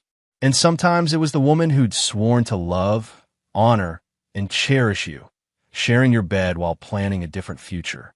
The difference was that in his previous life, betrayal was expected, planned for, accepted as part of the operational environment. In civilian life, people called it marriage. They wrote vows about it, made promises about it, built entire lives on the assumption that it meant something. Jack had believed in those promises once. He'd trusted that the woman who'd said yes to his proposal, who'd cried happy tears at their wedding, who'd held his hand in the delivery room when Emma was born, meant what she'd said about forever. Now he knew better. As the house settled into quiet, Jack made his way upstairs. Darla was already in bed, seemingly asleep, though he noticed the way her breathing wasn't quite deep enough to be genuine. Her phone lay on a nightstand, charging and innocent-looking. What she didn't know was that every text, every call, every secret communication was now being copied to Jack's secure server. Tomorrow, he would begin to understand the full scope of her betrayal. And more importantly, he would begin to understand what Brett Wolfe meant to her. Because Jack Hudson had learned something important during his years in dark corners of the world. The best revenge wasn't just about punishment. It was about complete and total destruction of everything the target valued most. As he lay in the darkness next to his unfaithful wife, Jack began to plan. Chapter 2. Unraveling Threads. 3 weeks later, Jack sat in his truck outside Brett Wolf's downtown office, watching through high-powered binoculars as his wife emerged from the building's parking garage. Even from a distance, he could see the flush in her cheeks, the slightly mussed hair she was attempting to smooth back into place. The surveillance equipment he'd installed in Brett's car and office had provided Jack with more than enough evidence of the affair. But evidence wasn't his goal anymore. Understanding was. Through the intercepted communications, Jack had learned that Darla and Brett weren't just having a physical affair. They were making plans. Real plans. Plans that involved Emma. The audio from yesterday's meeting still echoed in Jack's mind. Darla's voice, breathless and excited, talking about how they could be together if they handled the Jack situation properly. Brett's response had been equally telling. Casual mention of a private investigator he knew who could dig up dirt on Jack's consulting work, paint him as an unfit father. They weren't just betraying him. They were planning to take his daughter. Jack's hands tightened on the steering wheel as he watched Darla drive away, probably heading home to prepare dinner and ask about his day with that same false smile she'd perfected. His phone buzzed. A text from Howard Carpenter, Darla's father. Need to talk. Come by the ranch tonight. Alone. Interesting. Jack had been monitoring Howard's communications too, as a matter of thoroughness. The old man had been having regular conversations with Brett Wolf over the past month. Conversations that hadn't included Darla. Jack had initially assumed Howard was ignorant of his daughter's affair, but the intercepted calls suggested something far more complex. Howard Carpenter, it seemed, had his own agenda. That evening, Jack told Darla he had to meet a potential client out of town and might be late. She accepted the explanation with what seemed like genuine relief, probably eager for the free time to text with Brett without hiding her phone. The drive to Howard's ranch took Jack through increasingly remote countryside. The Carpenter family had owned this land for generations, and Howard had expanded it over the years into a sprawling operation that included cattle, oil leases, and enough acreage to get lost in. Jack found Howard on the wraparound porch of the main house, a glass of bourbon in his weathered hands. At 71, Howard Carpenter was still a formidable man, tall, broad-shouldered, with the kind of presence that came from decades of commanding respect through force of will. Jack, Howard nodded, gesturing to a second chair and a waiting glass. Thanks for coming. Howard. Jack accepted the drink, but didn't sit. What's this about? The older man studied him for a long moment. You know, I never much liked you when Darla first brought you around. Too quiet, too careful. Seemed like the type who was always thinking 3 moves ahead. And now I'm thinking that might be exactly what this family needs.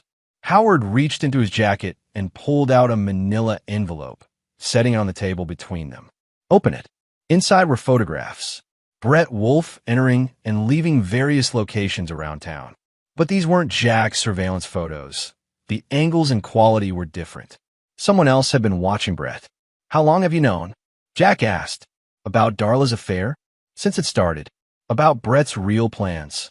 Howard's expression darkened. That took a little longer to figure out. Jack waited. Howard Carpenter wasn't the type to reveal information without a reason. Brett Wolf isn't just sleeping with my daughter, Howard continued. He's been researching our family for months. Our holdings, our assets, our weaknesses. He's been using his real estate connections to quietly option land around my property. Small parcels, different buyers, but they all trace back to companies he controls.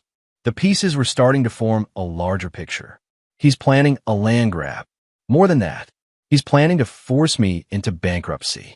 Howard's voice carried decades of controlled anger. Brett's got inside information about oil leases that are coming up for renewal. He's been positioning himself to undercut my bids, buy out my neighboring properties, and basically box me into a corner where I'll have to sell to him at a fraction of what this land is worth. And Darla, my daughter, is a romantic fool. She thinks Brett loves her, that they're going to run away together and start fresh. What she doesn't know is that Brett's been feeding her information to use against me. Every time she comes to visit, she asks questions about my business, my finances, my plans. I thought she was just taking an interest in the family operation. Howard drained his bourbon and set the glass down with controlled force.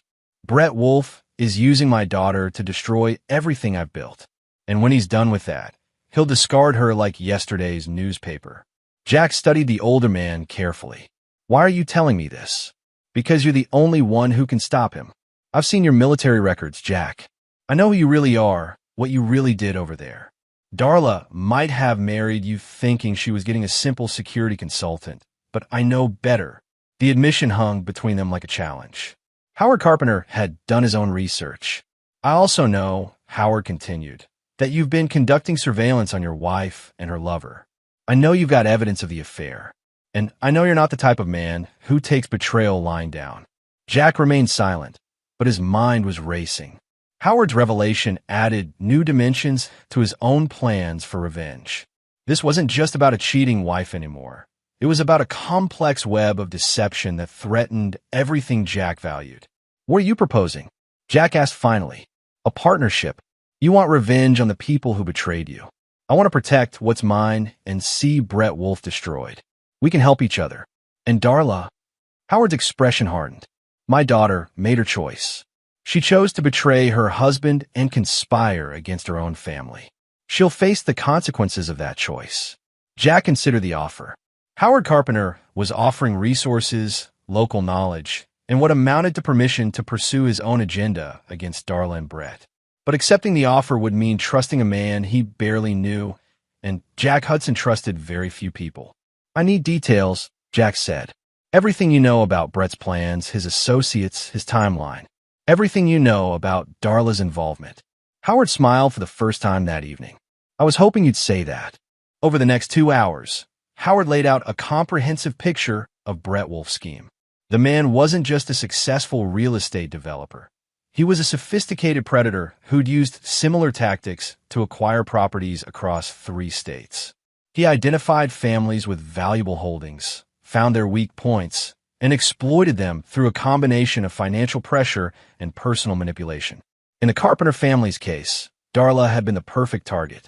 Married to a man she'd grown bored with, feeling neglected and unappreciated, she'd been vulnerable to Brett's particular brand of charm. And her access to family information had made her invaluable. The irony, Howard said, refilling their glasses, is that Darla thinks she's rebelling against me by having this affair. She has no idea she's helping Brett destroy everything she'll inherit someday. When does he make his move? Jack asked. Soon. The oil lease renewals are next month. If Brett's going to force me into a corner, he'll need to have all his pieces in place by then. Jack nodded slowly. A plan was beginning to form in his mind. Something far more sophisticated and brutal than simple revenge against a cheating spouse. If Brett Wolfe wanted to play games with other people's lives, Jack would show him what a real player looked like. I'm in, Jack said finally. But we do this my way, and when it's over, everyone who betrayed us pays the full price. Howard raised his glass. To justice, then. To retribution, Jack corrected. As they drank, Jack was already thinking ahead to the next phase of his plan. Brett Wolfe had made a critical error in judgment. He'd seen Jack as an obstacle to be removed, a simple suburban husband who could be outmaneuvered through legal tricks and social pressure. What Brett didn't understand was that Jack Hudson had spent years in places where the consequences of underestimating your enemy were measured in body bags.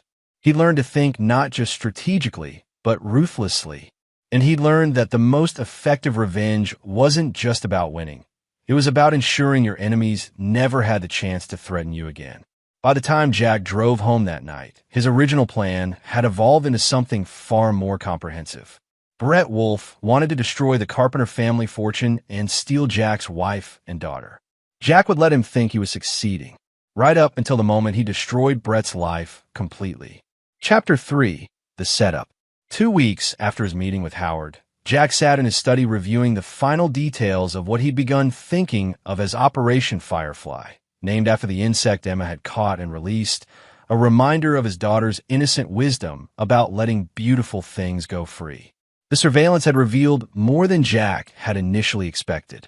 Brett Wolfe's scheme involved not just land acquisition, but a complex network of shell companies, bribed officials, and intimidation tactics.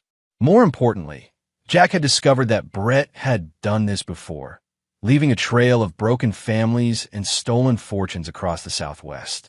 But Brett had never encountered someone like Jack Hudson. The plan Jack had developed was elegantly simple in concept, brutally complex in execution. Rather than expose Brett's crimes or fight him in court, Jack would let Brett's own greed and arrogance destroy him. The key was giving Brett exactly what he thought he wanted, while ensuring that getting it would cost him everything. Phase 1 had already begun. Using his security consulting contacts, Jack had fed carefully crafted misinformation into the intelligence networks that Brett relied on. False reports about Howard's financial situation, fabricated documents suggesting the old man was more vulnerable than he actually was, and misleading information about upcoming oil lease opportunities. Brett had taken the bait eagerly, accelerating his timeline and committing more resources to what he believed would be his biggest score yet. Phase 2 involved Darla directly. Through the intercepted communications, Jack knew that Brett was pressuring Darla to convince her father to make certain financial decisions that would actually benefit Brett's acquisition plans. What Darla didn't know was that her father was aware of her attempts at manipulation and was feeding her information designed to mislead Brett. But Phase 3 was where Jack's true skills would come into play. And for that, he needed everything to happen at Howard's ranch on ground of their choosing. The opportunity came sooner than expected. Darla announced at dinner that she wanted to take Emma to visit Grandpa Howard for an extended weekend, Friday through Monday. Brett, she explained, had business meetings in Dallas and wouldn't be around anyway. That sounds like a great idea, Jack said, maintaining the same supportive tone he'd used throughout their marriage. Emma loved spending time at the ranch. What Darla didn't know was that Jack had arranged Brett's business meetings through a shell company, creating a false real estate opportunity that would require Brett's immediate attention. The beauty of the setup was that Brett would think he was choosing to be away, maintaining his usual pattern of prioritizing business over his relationship with Darla. Actually, Jack continued, cutting into his steak with deliberate precision. I might drive up Saturday afternoon. I've been thinking about asking your father's advice on some land investments. Darla's fork paused halfway to her mouth. Land investments? Some of my consulting clients have been talking about ranch properties as investment opportunities. Howard knows that market better than anyone. It was a lie wrapped in enough truth to be believable. Darla accepted it with the kind of relief that confirmed she'd been planning to use the weekend for her own purposes. Jack waited until Thursday night to make his next move. Darla was already asleep when he slipped out to his workshop and placed a call to Earl Russell, the county sheriff for the area around Howard's ranch. Earl was a practical man who'd served as sheriff for 15 years. He'd worked with Jack on a few cases where Jack's security consulting had intersected with local law enforcement, and he developed a healthy respect for Jack's abilities. Jack, Earl's voice carried the weariness of a man who'd seen too much over the years. What can I do for you? I need to report a potential kidnapping situation, Jack said. It might happen this weekend at the Carpenter Ranch. The conversation that followed was carefully choreographed. Jack explained that he'd received intelligence suggesting that someone might attempt to harm his daughter during the weekend visit. He provided enough detail to sound credible without revealing his sources or methods. Most importantly, he established the legal framework for what would happen next. You want me to put extra patrols in the area? Earl asked. No, too obvious. But I want you to be ready to respond quickly if something goes wrong. And Earl, if my daughter is threatened, I'm going to protect her by any means necessary. Earl understood the subtext. You do what you have to do, Jack. I'll make sure the paperwork reflects the right sequence of events. Friday morning, Jack watched Darla pack Emma's things with the kind of nervous energy that suggested she was planning more than a simple family visit. Emma was excited about seeing her grandfather and spending time exploring the ranch, chattering about the horses and the old barn and the creek that ran through the property. Be good for your mother and grandpa, Jack told Emma as he hugged her goodbye. And remember what I taught you about staying safe. It was their code. Jack had trained Emma in basic safety protocols, not because he was paranoid, but because his work had taught him that preparation was the difference between survival and catastrophe. Emma knew how to find hiding places, how to stay quiet when told, and most importantly, how to signal for help if needed. "I will, Daddy," Emma whispered into his ear. "I love you. I love you too, sweetheart, more than all the stars in the sky." After they left, Jack spent Friday completing his final preparations. He loaded his truck with equipment that officially didn't exist: military-grade surveillance gear, communication devices, and other tools from his consulting work that operated in legal gray areas. He also packed items that were decidedly illegal but necessary for what he planned to do. Saturday morning, Jack received the text he'd been expecting from Brett. "Meeting delayed until Monday. Darla says you're coming up to see Howard. Might be a good opportunity to discuss some business." Perfect. Brett was taking the bait, just as Jack had predicted. The man's arrogance wouldn't let him resist the opportunity to manipulate Jack in person. Jack's response was carefully neutral, always interested in good business opportunities. "See you there." As Jack drove toward the Carpenter Ranch that afternoon, he reflected on how much had changed since he'd discovered Darla's affair. The initial anger had evolved into something colder and more focused. This wasn't about wounded pride or jealousy anymore. It was about protecting what mattered and destroying those who threatened it. The ranch came into view as the sun was beginning its descent toward the horizon. Howard's property sprawled across several thousand acres of Texas countryside, with the main house situated on a rise that provided commanding views in all directions. It was beautiful country, the kind of place that had been in families for generations and was worth fighting to protect. Jack could see Emma playing near the old barn, her laughter carrying across the distance. Darla sat on the porch with Howard, apparently engaged in serious conversation.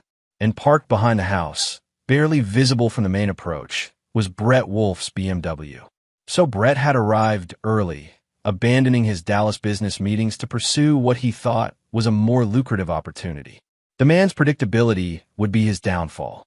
Jack parked his truck and walked toward the house, maintaining the relaxed demeanor of a son-in-law visiting family. But his eyes were cataloging details: the position of vehicles, the location of buildings, the terrain features that would matter in the hours to come. "Jack," Howard called out from the porch. "Good to see you made it safely."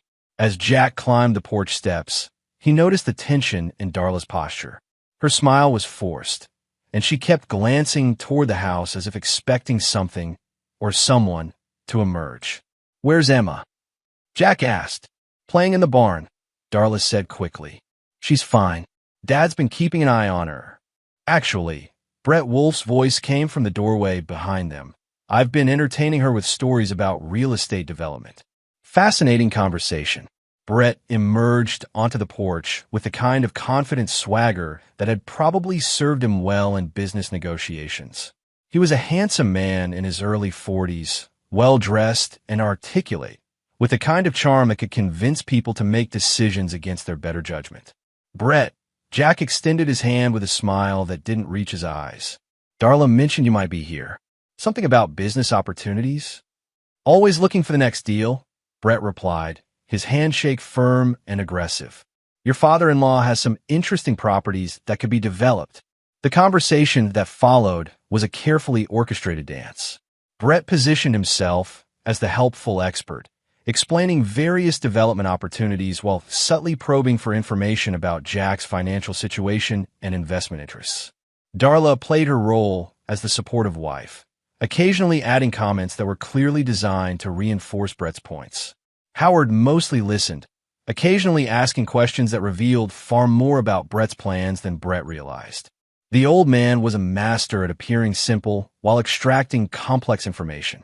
As the afternoon wore on, Jack noticed Brett becoming more aggressive in his sales pitch. The man was clearly working towards some kind of proposal, something he planned to spring on Jack during this visit. The moment came as they sat down for dinner. Emma had been fed earlier and was playing in the living room, within sight but out of earshot. "Jack," Brett said, cutting into his steak with theatrical precision, "I've been thinking about your situation. Successful business, beautiful family, but probably not the kind of liquid assets that would let you take advantage of really significant opportunities." "What kind of opportunities?"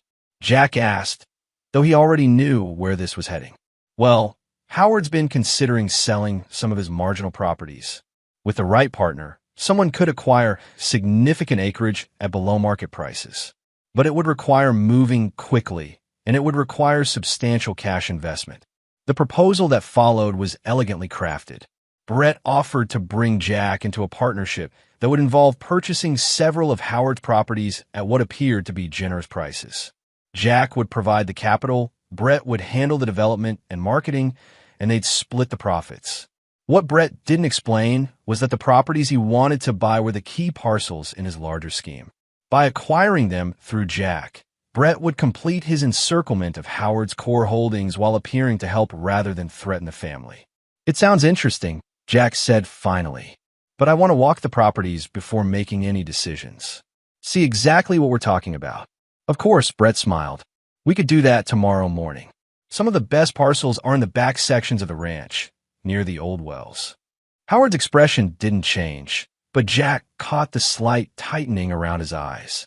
They discussed this moment during their planning sessions.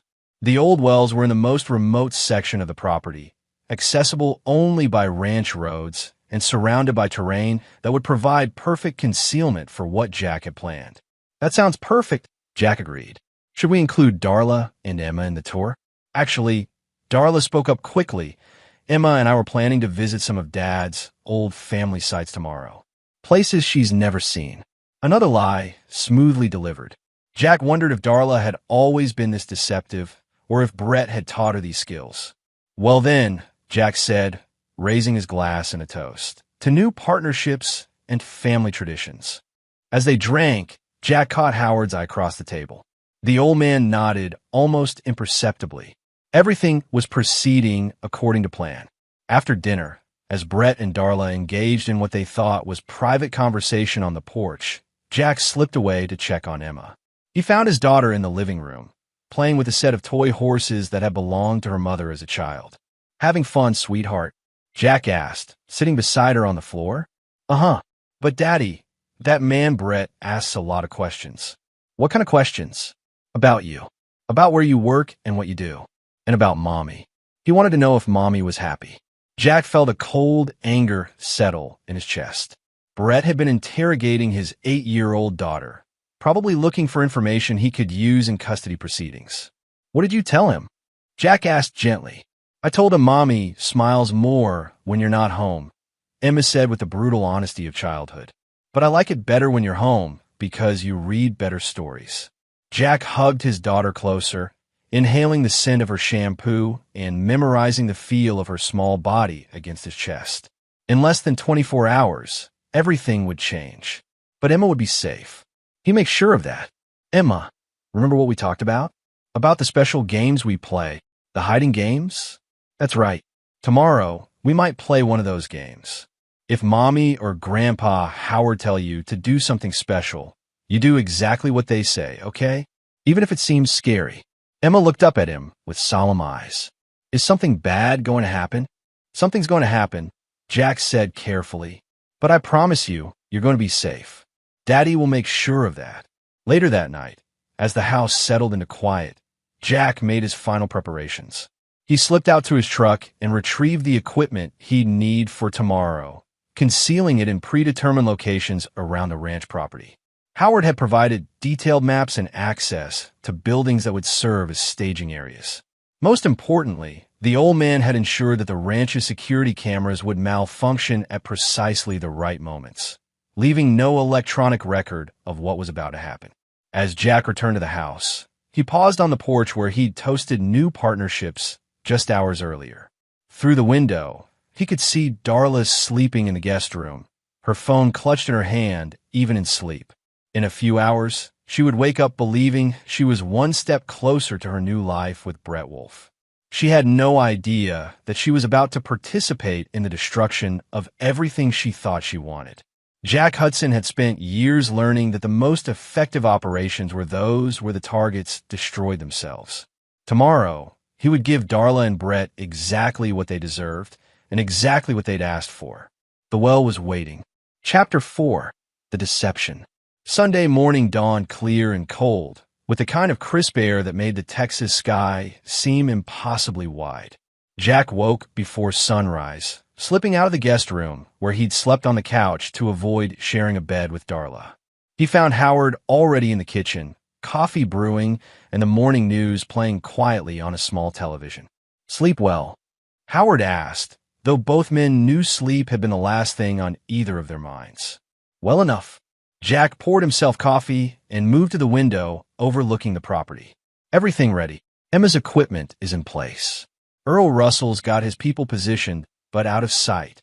And our friend Brett woke up about an hour ago, already making phone calls to his partners about the big score he's about to make." Through the intercepted communications, they knew Brett had been boasting to his associates about the Carpenter acquisition. He'd already begun transferring funds for what he believed would be his final payment to secure the key properties. More importantly, he'd started making arrangements to relocate Darla and Emma after Jack was dealt with through legal channels. "Darla?" Jack asked, still sleeping. But she got 3 text messages from Brett between midnight and 6 a.m. "Seems like he's eager to move to the next phase of their plan." Jack nodded, checking his watch. 8:15 a.m. According to their choreographed timeline, Brett would suggest the property tour around 9:30, giving Jack just enough time to complete his final preparations. "I need to talk to Emma first," Jack said. He found his daughter in her temporary bedroom, already dressed and brushing her teeth in the adjoining bathroom. She looked small in the oversized guest room, but her eyes were bright and alert. "Morning, Daddy," she said around her toothbrush. "Morning, sweetheart. Remember what we talked about yesterday? About the special games?" Emma nodded solemnly. "The hiding games. That's right. Today, Grandpa Howard might ask you to play one of those games. If he does, you follow his instructions exactly, and you don't come out until either he or I come and get you. Understand? What if Mommy comes to get me?" Jack knelt down to Emma's eye level. "Not today, sweetheart. Today it's just Grandpa Howard or Daddy. Nobody else." Emma studied his face with the intensity that children reserved for moments when they sensed adult emotions they couldn't quite understand. "Are you and Mommy fighting?" "Sometimes grown-ups have disagreements," Jack said carefully. "But no matter what happens, I love you more than anything in the world. And I will always, always protect you." "I know, Daddy." As Jack hugged his daughter, he made a silent promise that whatever else happened today, Emma would emerge from this intact. The innocence in her eyes was the one thing Brett Wolfe and Darla would never be allowed to touch. Breakfast was a study in forced normalcy. Darla had emerged from her room with carefully applied makeup and a cheerfulness that seemed designed to convince herself as much as anyone else. Brett arrived promptly at 9 a.m., bringing fresh coffee and pastries from town, the kind of thoughtful gesture that probably reinforced Darla's belief that he genuinely cared about her. "Beautiful morning for a property tour," Brett announced, settling into a chair at the kitchen table with the easy confidence of a man who believed he was about to close the deal of a lifetime. "Perfect weather," Jack agreed. "I'm looking forward to seeing these parcels you mentioned." The conversation over breakfast was carefully orchestrated, with each participant playing their assigned role. Brett positioned himself as the knowledgeable guide, explaining the various factors that made Howard's back properties so valuable for development. Darla played the supportive wife, asking questions that allowed Brett to elaborate on his expertise.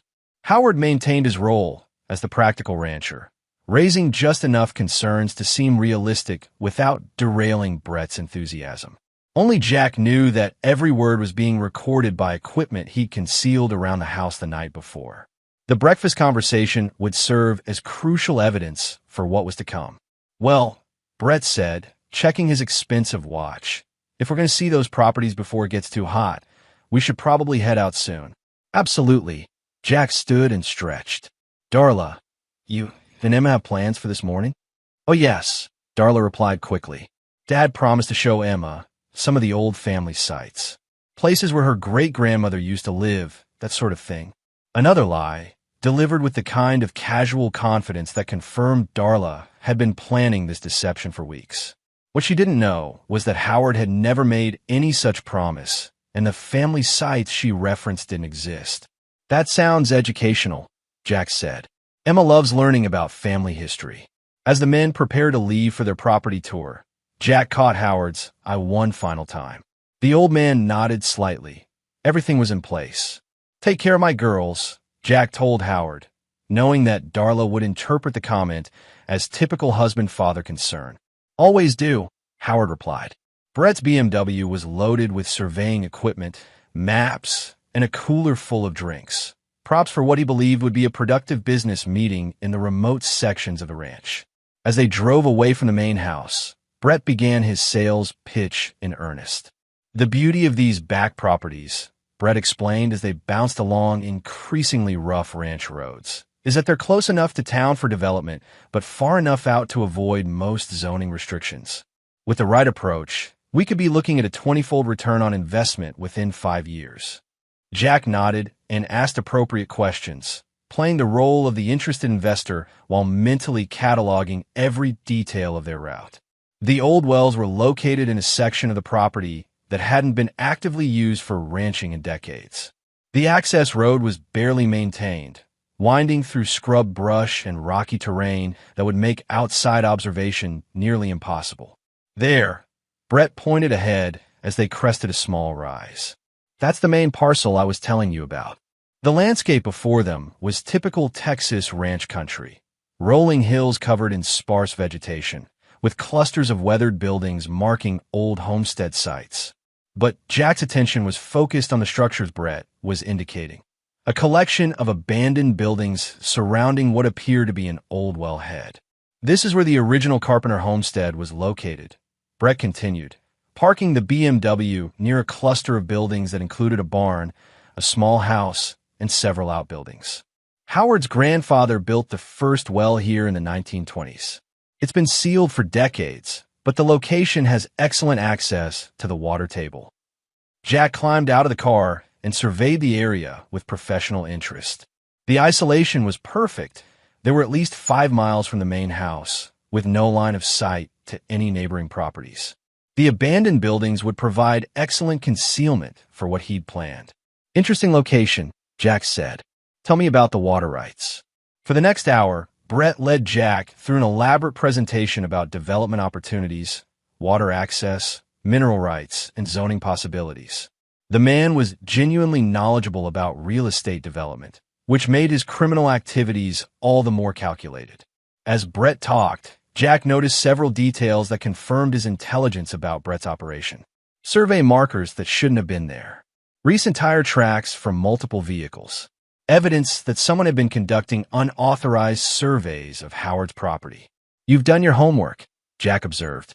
Always do, Brett replied with obvious pride. I never go into a deal without knowing every angle. What about the legal angles?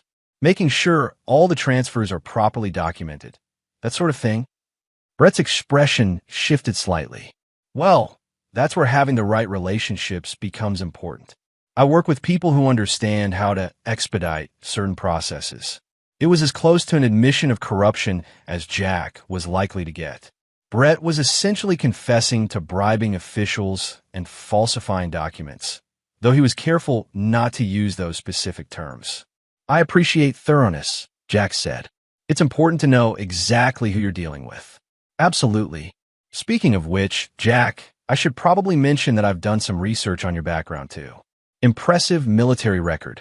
Your consulting business seems to be doing well, but I get the sense that you might be ready for something bigger, something with more potential for real wealth. Jack felt a cold smile touch his lips. Brett was beginning his recruitment pitch, probably the same approach he'd used with Darla. Appeal to their ambitions, make them believe they deserve more, then gradually involve them in increasingly questionable activities. I'm always interested in opportunities, Jack said. What did you have in mind? Well, to be honest, this Carpenter deal is just the beginning. I've got projects lined up across 3 states. Military logistics, government consulting, private security contracts. The kind of work that could really benefit from someone with your background and security clearance. Brett was offering Jack a partnership in what amounted to a sophisticated criminal enterprise. The man's arrogance was breathtaking. He was literally trying to recruit Jack into the conspiracy against Jack's own family. That sounds intriguing, Jack said carefully, but I want to understand the full scope of what you're proposing. Of course. That's why I think this property tour is so valuable. It gives us a chance to talk privately away from complications. Complications? Brett's expression became more calculating. Well, to be completely honest, Jack, I think you and I both know that your marriage isn't exactly what it appears to be. Darla's a remarkable woman, but she's not happy. She needs someone who understands her potential, who can give her the kind of life she deserves. The audacity was stunning. Brett was standing in the middle of Howard Carpenter's property, preparing to steal the man's land and seduce his daughter, while trying to convince Jack to join the conspiracy against his own family. "What are you suggesting?" Jack asked. "I'm suggesting that sometimes the best business partnerships involve personal changes too.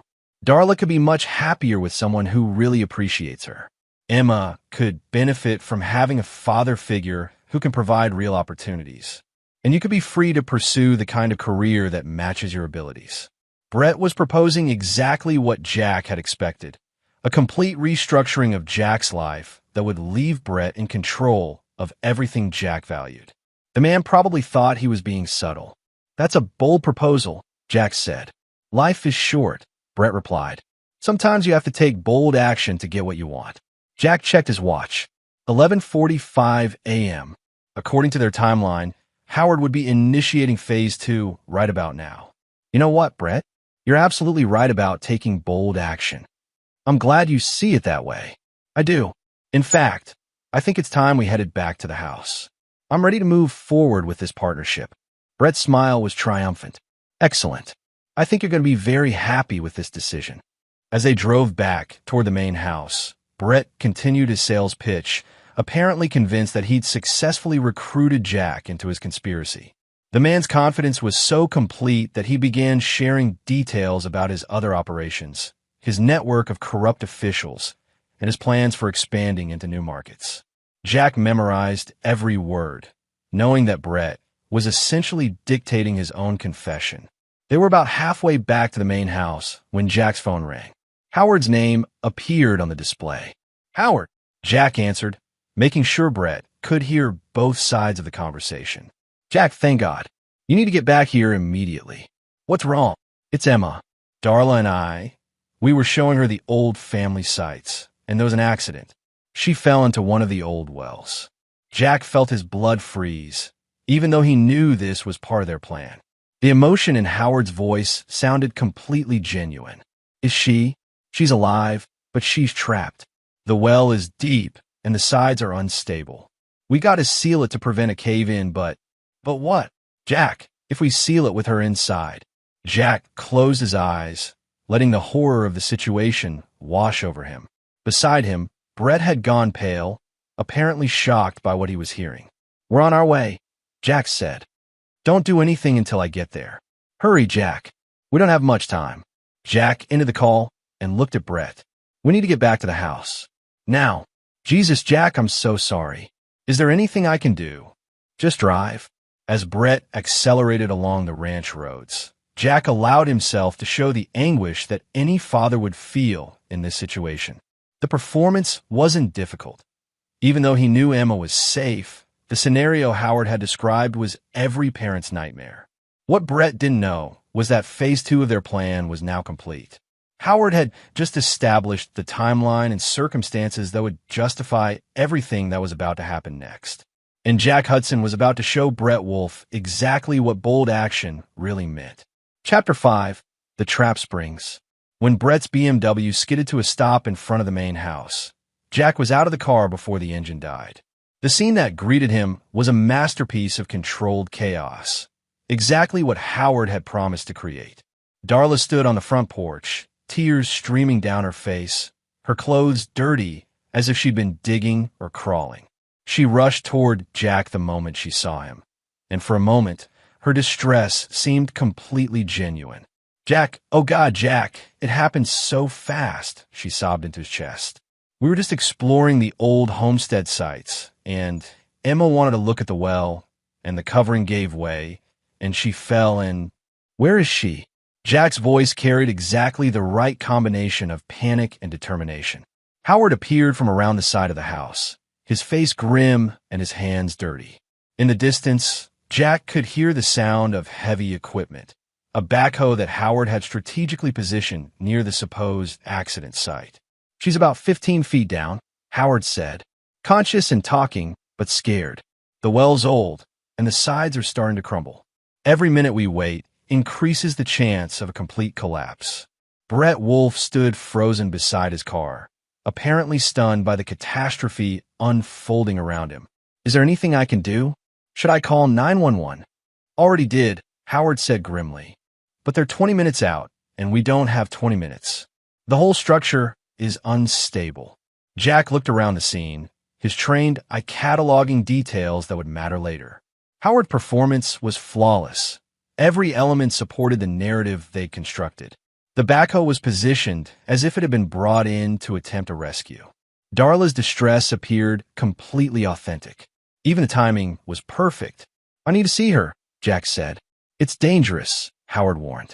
"The ground around the well mouth is unstable. Too much weight, and the whole thing could collapse." "I don't care. She's my daughter." Howard nodded grimly. "I understand. But Jack, if we're going to seal the well to prevent a cave-in, we need to do it soon. And if we do that..."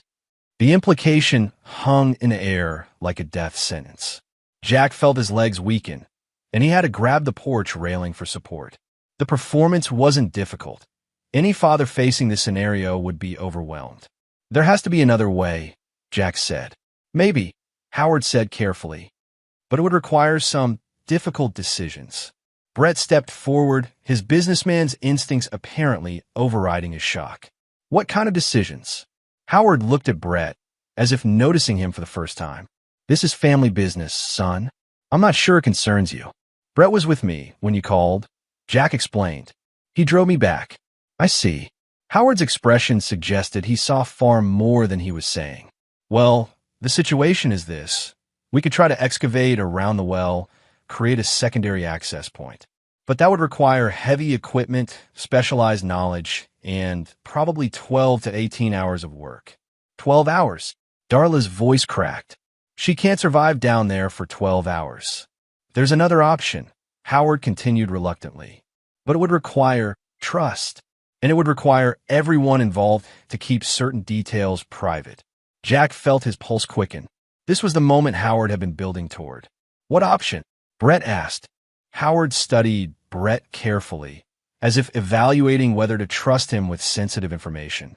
"There are some military-grade rescue techniques that could work, techniques that Jack learned during his service.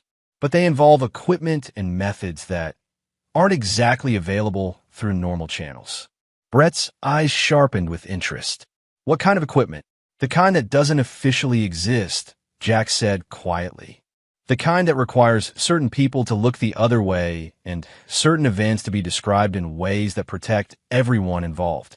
"I don't understand," Darla said, though her expression suggested she was beginning to. "What Howard is saying," Jack explained, "is that I have access to resources that could save Emma. But using those resources would involve certain legal complications. People would need to agree on what happened here and what didn't happen." Brett's lawyer instincts were clearly engaged. "What kind of legal complications?" "The kind that require mutual trust and mutual benefit," Howard said meaningfully. "The kind that create partnerships between people who understand the value of discretion." Jack watched Brett's face as the man processed what was being offered. Brett was being invited into a conspiracy, one that would make him complicit in covering up Jack's use of illegal resources to save his daughter. It was exactly the kind of leverage Brett believed he could use later. "If Jack can save Emma," Brett said carefully, "then I think we all understand the importance of describing events in a way that protects everyone involved, even if that requires certain creative interpretations of what happened." Howard pressed. "Of course." Darla looked between the three men, clearly sensing undercurrents she didn't fully understand. But her maternal instincts overrode her confusion. "I don't care what we have to do. Save my daughter." Jack felt a cold satisfaction settle in his chest. Brett had just agreed to participate in a conspiracy to cover up illegal activities. More importantly, he'd done so in front of witnesses and, unknown to him, recording equipment. "All right," Jack said, "but we need to move fast, and we need to coordinate this carefully." Howard, can you handle the official response? Make sure the emergency crews understand the situation when they arrive. Consider it done. Brett, I need you to help me move some equipment from my truck. And I need your word that what happens here today stays between us. You have it, Brett said immediately. Darla, Jack turned to his wife, allowing his voice to carry both love and desperation. I need you to trust me. Can you do that? Of course, she whispered. Just save her. Over the next hour, Jack orchestrated a performance that would have impressed his old military instructors. Using equipment he'd concealed around the property the night before, he created the appearance of a sophisticated rescue operation. Brett was assigned tasks that kept him busy and visible, establishing his presence at the scene during crucial times. Howard managed the official response, coordinating with sheriff's deputies and emergency personnel in a way that supported their manufacture timeline. Most importantly, he ensured that certain key pieces of evidence were in place when law enforcement arrived. The centerpiece of the operation was the well itself. Howard had prepared it meticulously, creating the appearance of a recent cave-in while ensuring that Emma was never actually in danger. Hidden passages and pre-positioned equipment allowed them to create all the sounds and evidence needed to support their story. As the afternoon wore on, Jack played his role flawlessly. He appeared to descend into the well using specialized equipment, maintain communication with Emma throughout the rescue, and finally emerged with his daughter in his arms as emergency crews arrived on scene. Emma's performance was perfect. Howard had coached her well, and she clung to Jack with exactly the right combination of relief and residual fear. To any observer, she was a child who had just survived a terrifying ordeal. "Daddy," she whispered into his ear as cameras flashed and officials took statements, "was that a good hiding game?" "The best," Jack whispered back. "You did exactly what you were supposed to do." By evening, the immediate crisis was over. Emergency personnel had documented the incident, praised Jack's quick thinking and heroic actions, and departed with statements from all witnesses. The official record would show that Emma Hudson had fallen into an old well, been trapped for several hours, and been successfully rescued by her father using techniques he'd learned during military service. Brett Wolfe had been present throughout the incident and had assisted in the rescue efforts. His statement to authorities corroborated the family's account of events. More importantly, he had willingly participated in what he believed was a cover-up of Jack's use of illegal resources. As the last of the emergency vehicles disappeared down the ranch road, Jack stood on Howard's porch holding Emma and watching Darla fuss over their daughter with what appeared to be genuine maternal concern. "Hell of a day," Brett said, settling into a porch chair with a drink Howard had provided. "But it ended well. That's what matters." "Yes," Jack agreed. "It ended exactly as it should have." Brett raised his glass. "To family, and to partnerships built on trust." Jack clinked his glass against Brett's, maintaining eye contact. "To getting exactly what we deserve." As they drank, Jack reflected on how perfectly the day had unfolded.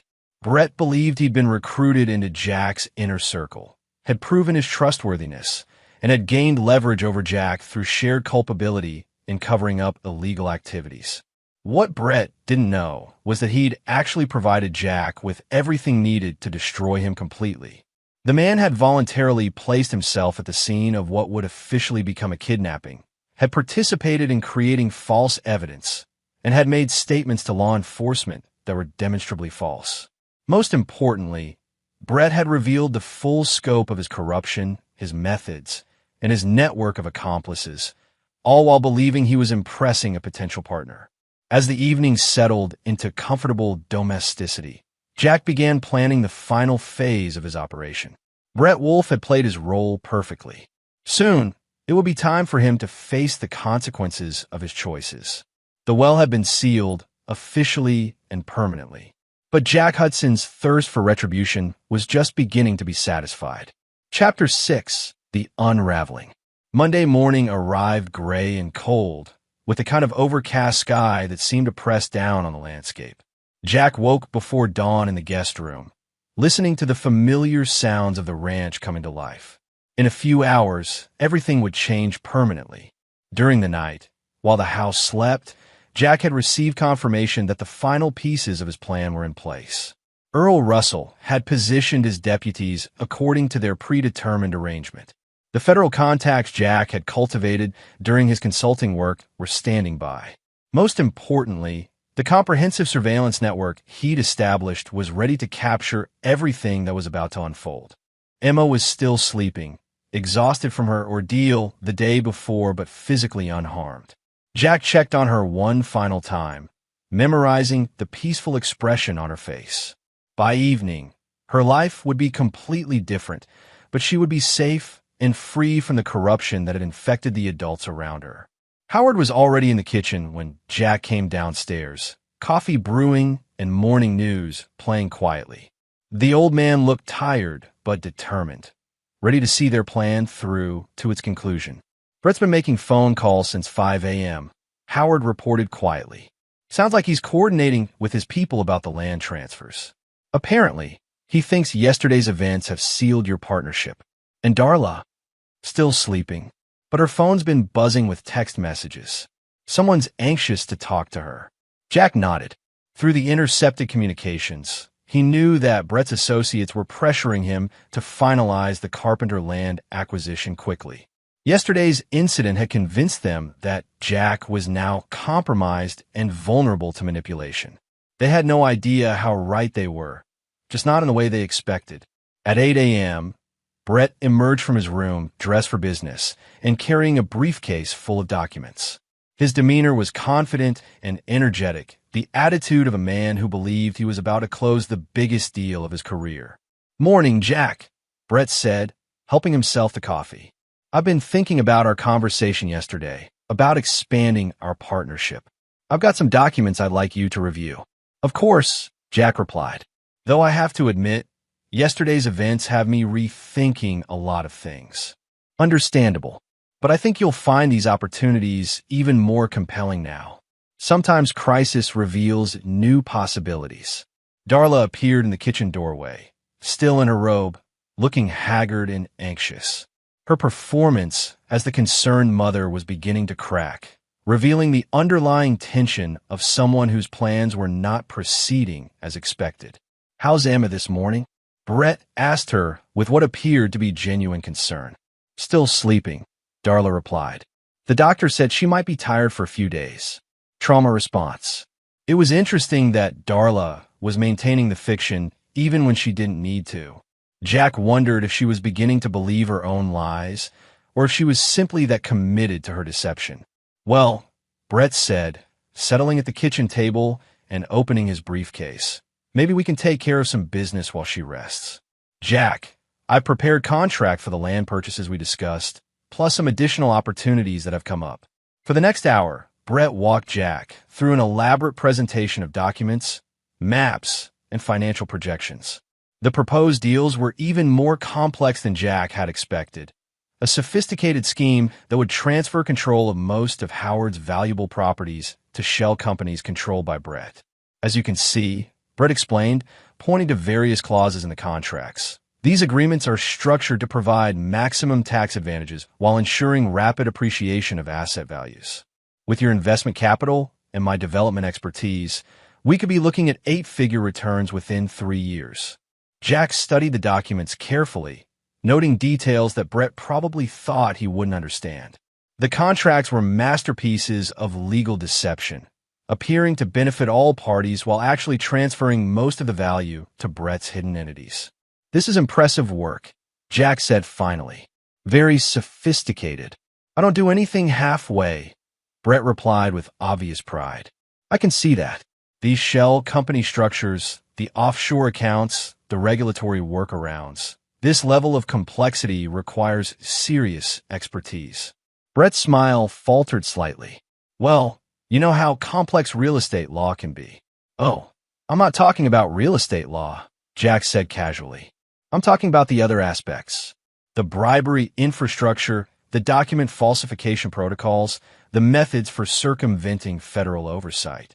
This is professional-grade criminal enterprise." The silence that followed was deafening. Brett's face went pale, and Darla looked confused and alarmed. Even Howard, who was expecting this moment, seemed taken aback by Jack's directness. "I'm not sure what you're implying," Brett said carefully. "I'm not implying anything," Jack replied. "I'm stating facts. These contracts involve systematic violation of federal anti-corruption statutes, conspiracy to commit fraud, money laundering, and probably RICO predicates." Brett stood up slowly, his businessman's confidence evaporating. "Jack, I think there's been a misunderstanding." "No, a misunderstanding. I understand exactly what you are and what you've been doing. The question is whether you understand what I am." Jack reached into his jacket and withdrew his phone, pressing a button that activated the recording equipment concealed throughout the house. Instantly, Brett's voice filled the kitchen. Hours of secretly recorded conversations detailing his criminal schemes, his plans to destroy the Carpenter family, and his intention to steal Jack's wife and daughter. "You see, Brett, I've been recording everything since the moment I discovered your affair with my wife. Every meeting, every phone call, every scheme you've hatched. I know about your network of corrupt officials. I know about your previous victims in Arizona and New Mexico. I know about the families you've destroyed and the fortunes you've stolen." Brett's face was now completely white. "You're making a serious mistake, Jack. You don't know who you're dealing with." "Actually, I know exactly who I'm dealing with. You're a predator who's gotten comfortable operating without consequences. But you made one critical error in judgment." "What's that?" "You assumed I was just another suburban husband you could manipulate and destroy. You never bothered to learn who I really am or what I'm really capable of." Jack stood and walked to the kitchen window, looking out at the ranch property where Emma was still sleeping safely in the main house. When he turned back, his expression had changed completely, the mask of suburban normalcy replaced by something far more dangerous. "My name is Jack Hudson. For 12 years, I worked for Joint Special Operations Command, conducting operations that officially never happened in countries that officially don't exist. I've eliminated terrorist networks, disrupted criminal organizations, and destroyed enemies of the United States using methods that would horrify normal people." Brett took a step backward, finally beginning to understand the magnitude of his miscalculation. "When I left military service," Jack continued, "I established a security consulting business that provides legitimate services to legitimate clients. But I also maintain certain capabilities and certain contacts that prove useful when dealing with threats to my family." "Jack," Darla said weakly, "what are you talking about?" "I'm talking about the fact that your lover is a professional criminal who's been using you to steal your father's land and destroy our family. I'm talking about the fact that you've been so blinded by your selfish desires that you've helped him plan to take Emma away from me permanently." Darla's face crumpled. "That's not. We weren't." "Weren't what?" "Weren't planning to frame me as an unfit father? Weren't planning to use trumped-up charges to gain custody of Emma? Weren't planning to disappear with her once Brett had finished stealing Howard's properties?" Jack pulled out a stack of documents and dropped them on the table. "I have recordings of every conversation, copies of every text message, documentation of every lie you've told. I know about the private investigator Brett hired to dig up dirt on me. I know about the false domestic violence allegations you were planning to file. I know about the Swiss bank accounts where Brett has been hiding his stolen assets." Brett was now backing toward the kitchen door, apparently calculating his chances of escape. "You can't prove any of this." "Can I?" Jack smiled coldly. "Earl Russell should be arriving any minute now with federal warrants for your arrest.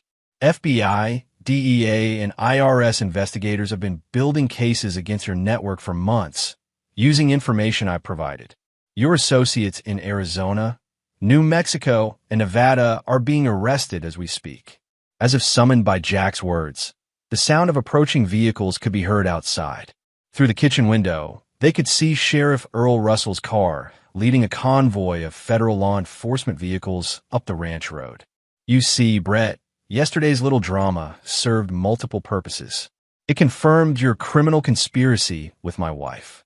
It established your presence at the scene during specific times. And most importantly, it gave me the opportunity to plant federal tracking devices in your car, in your briefcase, while you were helping with Emma's rescue." Brett's face went through several expressions: shock, rage, calculation, and finally, desperate cunning. You think you're smart, but you've made mistakes too. I have evidence of your illegal activities from yesterday. Military equipment. Unauthorized operations. What military equipment? Jack asked mildly. What unauthorized operations? According to every witness, including you, Emma fell into a well, and I rescued her using conventional methods. The official record shows heroic father saving his daughter, with assistance from concerned family friend Brett Wolf. But the equipment. What equipment? Did you see any military equipment? Did you witness any illegal activities? Because if you did, you'll need to explain why you didn't report them to the authorities who interviewed you yesterday. Brett's mouth opened and closed silently as he realized the trap. By participating in what he thought was a cover-up, he made himself complicit in activities he couldn't now expose without admitting his own guilt. The sound of car doors slamming outside was followed by heavy footsteps on the porch. Earl Russell's voice called out, "Jack, you folks decent in there?" "Come on in, Earl," Jack called back. "We're all here." Sheriff Russell entered the kitchen followed by 6 federal agents wearing tactical gear and badges identifying them as FBI, DEA, and IRS investigators. The lead agent, a woman in her 40s with the kind of professional demeanor that came from years of complex financial investigations, stepped forward. "Mr. Brett Wolf?" she asked, though it was clearly a formality. "Yes," Brett replied weakly. "Agent Sarah Martinez, FBI Financial Crimes Division. You're under arrest for conspiracy to commit fraud, money laundering, racketeering, and corruption of public officials." As Agent Martinez read Brett his rights, Jack watched Darla's world collapse around her. His wife stood frozen in her robe, apparently unable to process the speed with which her carefully planned new life was disintegrating. "Jack," she whispered, "I can't explain." "No need," Jack replied.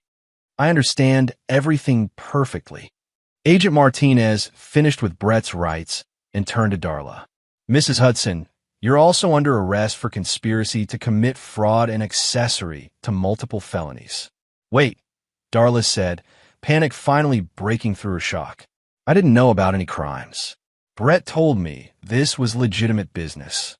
"Ma'am, you'll have the opportunity to discuss your level of involvement with investigators. But based on recorded communications and documentary evidence, you were an active participant in criminal conspiracy against your own family." As federal agents led Brett and Darla away in handcuffs, Jack felt a profound sense of completion.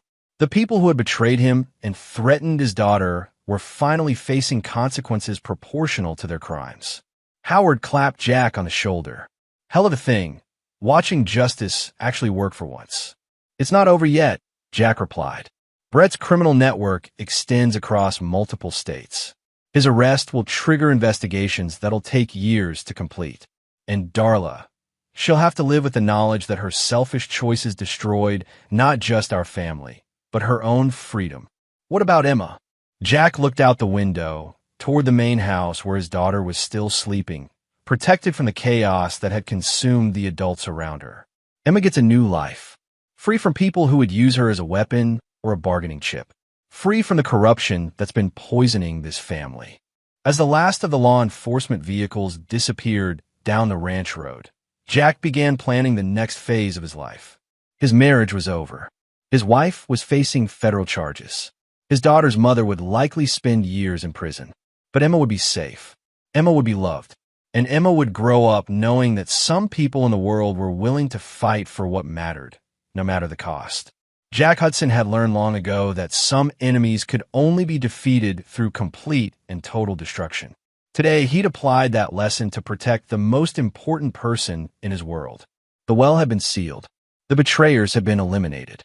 And justice, in its most brutal and unforgiving form, had finally been served. Chapter 7. The Reckoning.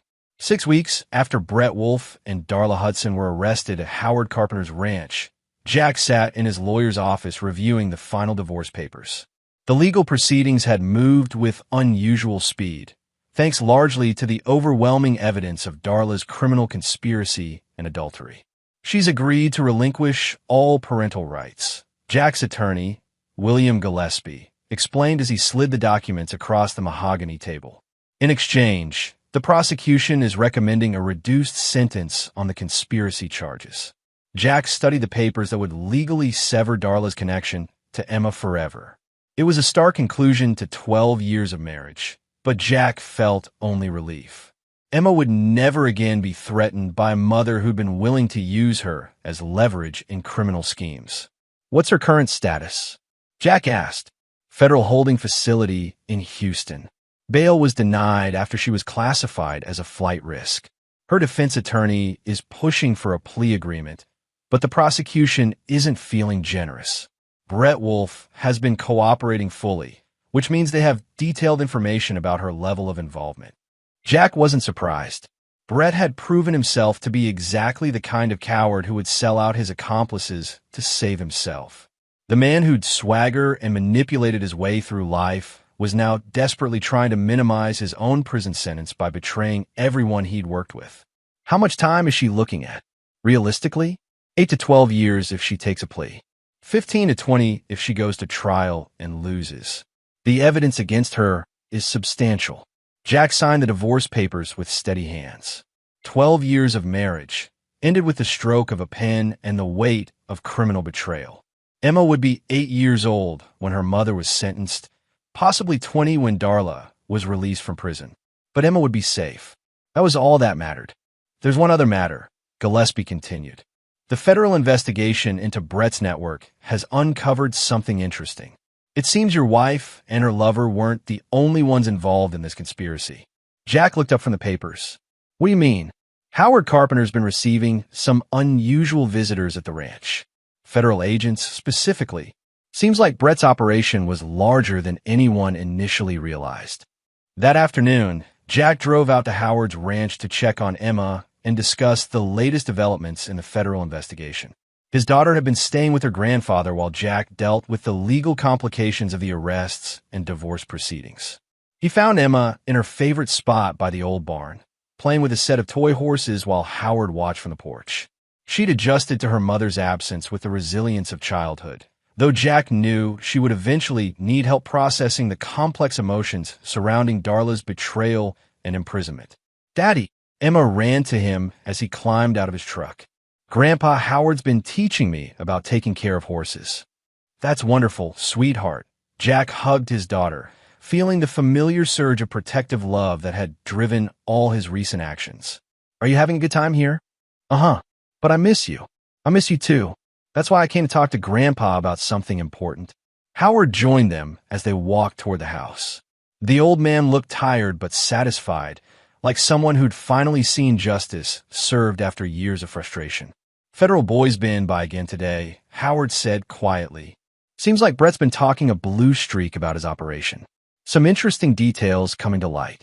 Inside the house, Howard poured coffee while Emma played in the living room, within sight but out of earshot. Jack could see that his daughter was content and secure. Howard had been good for her during this difficult transition.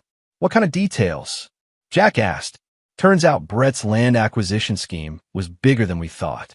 He wasn't just targeting my properties. He was part of a network that's been systematically stealing ranch land across the Southwest. Mineral rights, water rights, oil leases, millions of dollars in assets." Jack wasn't entirely surprised. His surveillance of Brett had suggested the man's operation was sophisticated and far-reaching. But the scope was larger than he'd initially understood. How many families were involved? Dozens, maybe hundreds. Brett and his associates would identify properties with valuable resources, then use various methods to force owners into desperate financial situations. Sometimes it was legal manipulation, sometimes intimidation, sometimes outright fraud. And law enforcement never caught on? Howard's expression darkened. "That's where it gets interesting." Turns out Brett had sources inside various agencies. Sheriff's departments, county assessors' offices, state regulatory agencies. He was getting advance information about mineral surveys, environmental assessments, zoning changes, intelligence that let him target specific properties months or years before owners knew their land was valuable. Jack felt a cold certainty settle in his chest. Corrupt officials. More than that. According to what the federal boys are telling me, Brett's network included judges, prosecutors, and regulatory officials across 3 states. When legal manipulation didn't work, they'd simply buy the decisions they needed. The implications were staggering. Brett Wolfe hadn't just been a criminal. He'd been part of a systematic conspiracy that corrupted the legal system itself.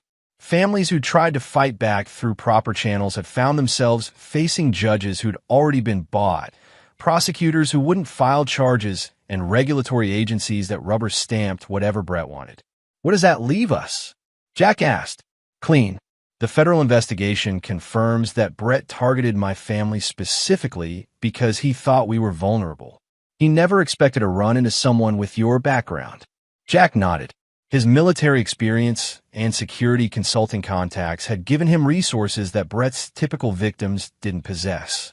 Most ranch families facing this kind of predatory behavior had no choice but to accept their losses or fight through a legal system that had been systematically corrupted. What about the other families? The ones who lost their properties? That's the beautiful part, Howard smiled grimly. Federal prosecutors are using RICO statutes to unwind fraudulent transfers going back 7 years. Families who lost their land are getting it back. Shell companies that bought properties through fraud are being dissolved. And the corrupt officials who enabled Brett's operation are facing their own criminal charges. Jack felt a deep satisfaction at the news. His personal revenge against Brett and Darla had triggered a much larger reckoning that would help dozens of innocent families recover what had been stolen from them. There's something else, Howard continued. The federal agents asked me about your role in the investigation. Specifically, they wanted to know if you consider consulting on similar cases. What kind of consulting? Seems like Brett's operation wasn't unique. There are similar networks operating in other regions, using the same methods to steal family properties. The FBI is building a specialized task force to investigate these crimes, and they need people with your skill set. Jack considered the offer. His security consulting business was successful, but it mostly involved protecting wealthy clients from conventional threats. The opportunity to use his abilities to help families fight back against sophisticated predators had a different kind of appeal. What would that involve? Undercover operations, surveillance, financial investigation, essentially what you did to Brett, but with official sanction and federal resources. You'd be helping families who can't protect themselves against organized criminal networks. It was tempting. Jack had discovered that he was exceptionally good at dismantling complex criminal operations, and the work would provide meaning beyond simple profit. But he also had to consider Emma's needs. I need to be careful about travel and time commitments, Jack said. Emma's my priority. Understood. But Jack, think about what you accomplished here. You saved not just your own family, but dozens of others. That's rare in this world. That evening, as Jack tucked Emma into her temporary bed at Howard's ranch house, his daughter asked the question he'd been dreading. Daddy, is Mommy ever coming home? Jack sat on the edge of her bed, choosing his words carefully. No, sweetheart. Mommy made some bad choices, and now she has to face the consequences of those choices. Did she stop loving us? I think your mother forgot what love really means.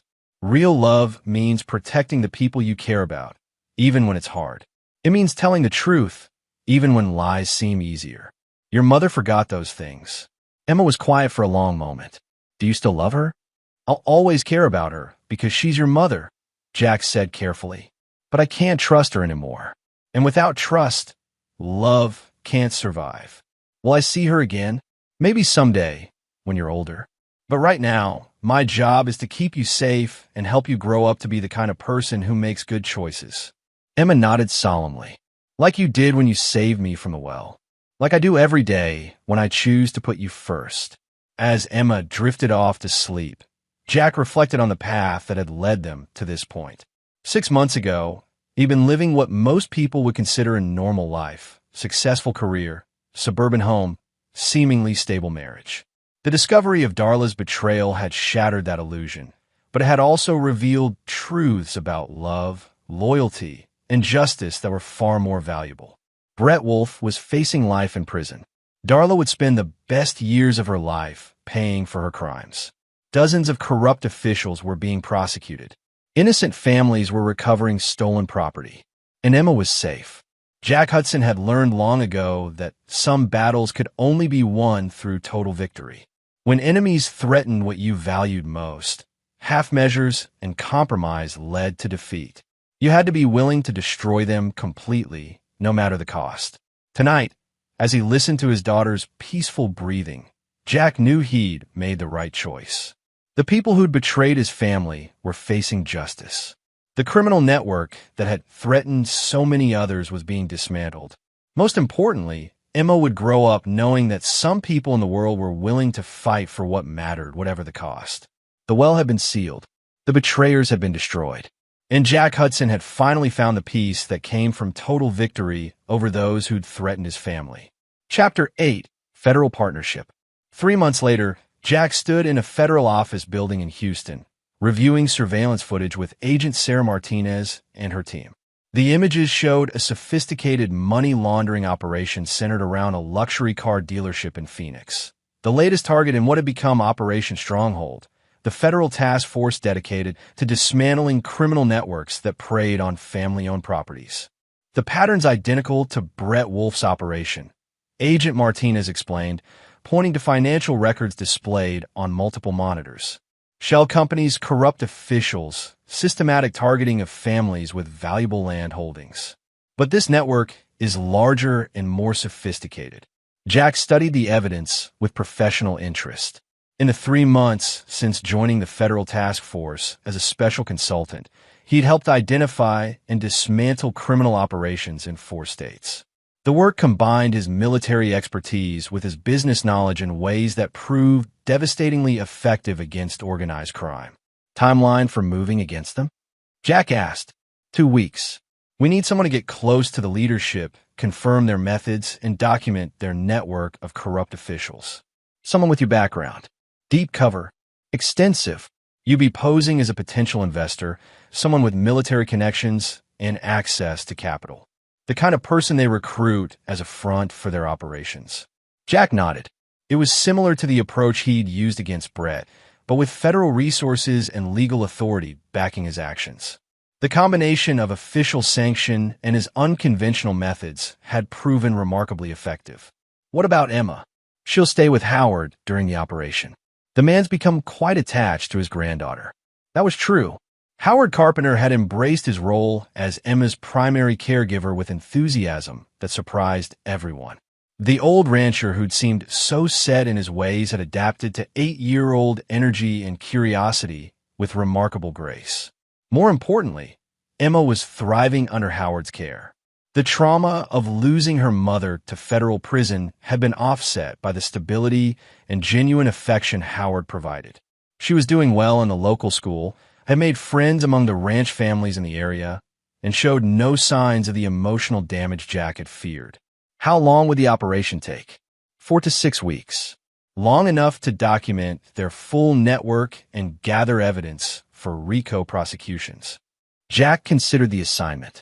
The Phoenix operation represented everything he'd come to hate about predatory criminals, sophisticated, well-connected, and ruthless in their exploitation of innocent families. Taking them down would help dozens of victims and prevent hundreds more. I'm in, Jack said, but I want full tactical support and real-time monitoring. These networks have a tendency to turn violent when cornered. You'll have whatever you need. 2 weeks later, Jack Hudson became Jake Holloway, a former military contractor with connections to private security firms and access to significant capital from undisclosed clients. His cover identity was meticulously crafted, supported by federal resources, and designed to appeal to exactly the kind of criminal network he was targeting. The Phoenix operation was based around Rodriguez Luxury Motors, a high-end car dealership that served as a front for money laundering and asset transfer schemes. The dealership's owner, Ramon Shelton, was a sophisticated criminal who'd spent years building relationships with corrupt officials and wealthy clients who needed certain financial services. Jack's first meeting with Shelton took place in the dealership's VIP showroom, surrounded by exotic cars worth millions of dollars. Shelton was a charming man in his 50s, with the kind of polished confidence that came from years of successful criminal enterprise. Mr. Holloway, Shelton said, gesturing toward a pristine Ferrari, I understand you're interested in investment opportunities that provide both profit and discretion. I represent clients who value privacy. Jack replied, maintaining the careful balance of interest and caution that characterized his cover identity. Military contractors, security firms, people who operate in gray areas and need financial services that understand their unique requirements. Exactly the kind of clients we serve.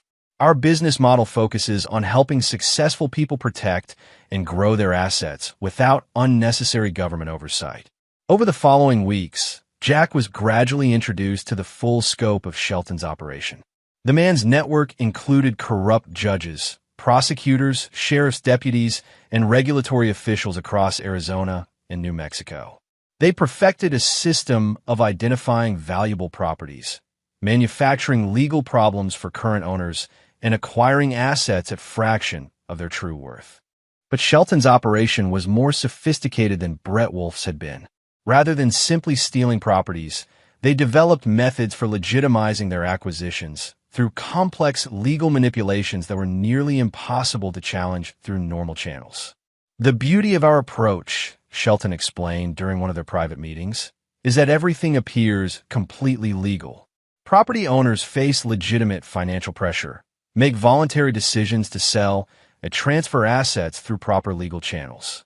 By the time they realize they've been manipulated, the transactions are legally unassailable. Jack recorded every conversation, documented every criminal admission, and identified every corrupt official in Shelton's network. The evidence he gathered revealed a conspiracy that extended far beyond simple fraud. This was systematic corruption of the legal system itself. The operation reached its climax when Shelton invited Jack to participate in their next acquisition, a ranch family in New Mexico who were being pressured to sell valuable water rights for a fraction of their worth.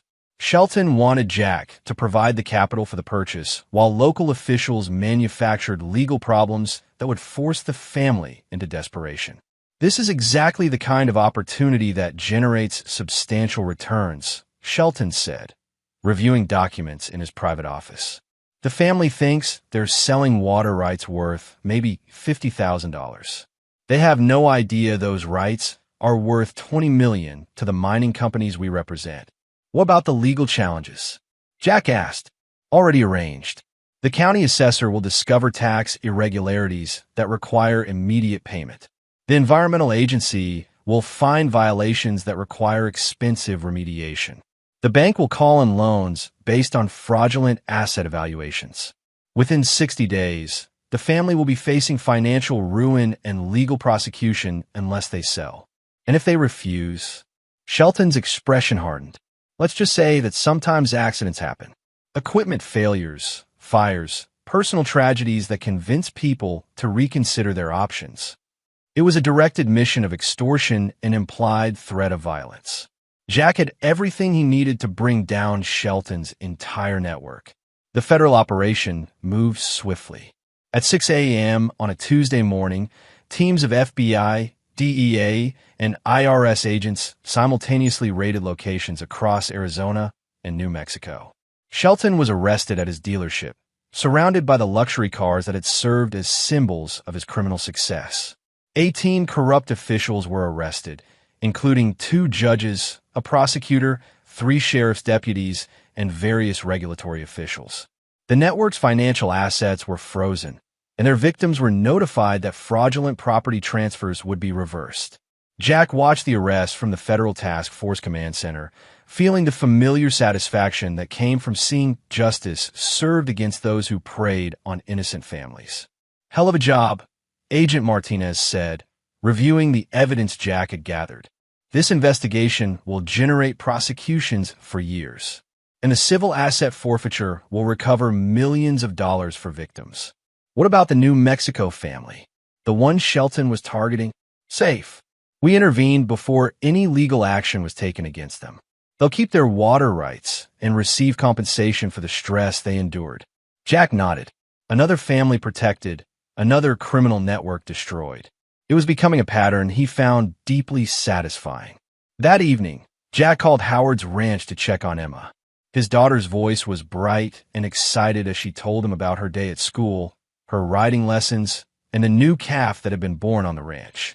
"When are you coming home, Daddy?" Emma asked. "Soon, sweetheart. Just finishing up some work that helps protect families like ours.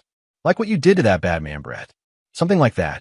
Making sure people who hurt others face consequences for their actions." "Good. I love you, Daddy." "I love you too, Emma. More than all the stars in the sky." As Jack ended the call, he reflected on how much his life had changed since discovering Darla's betrayal.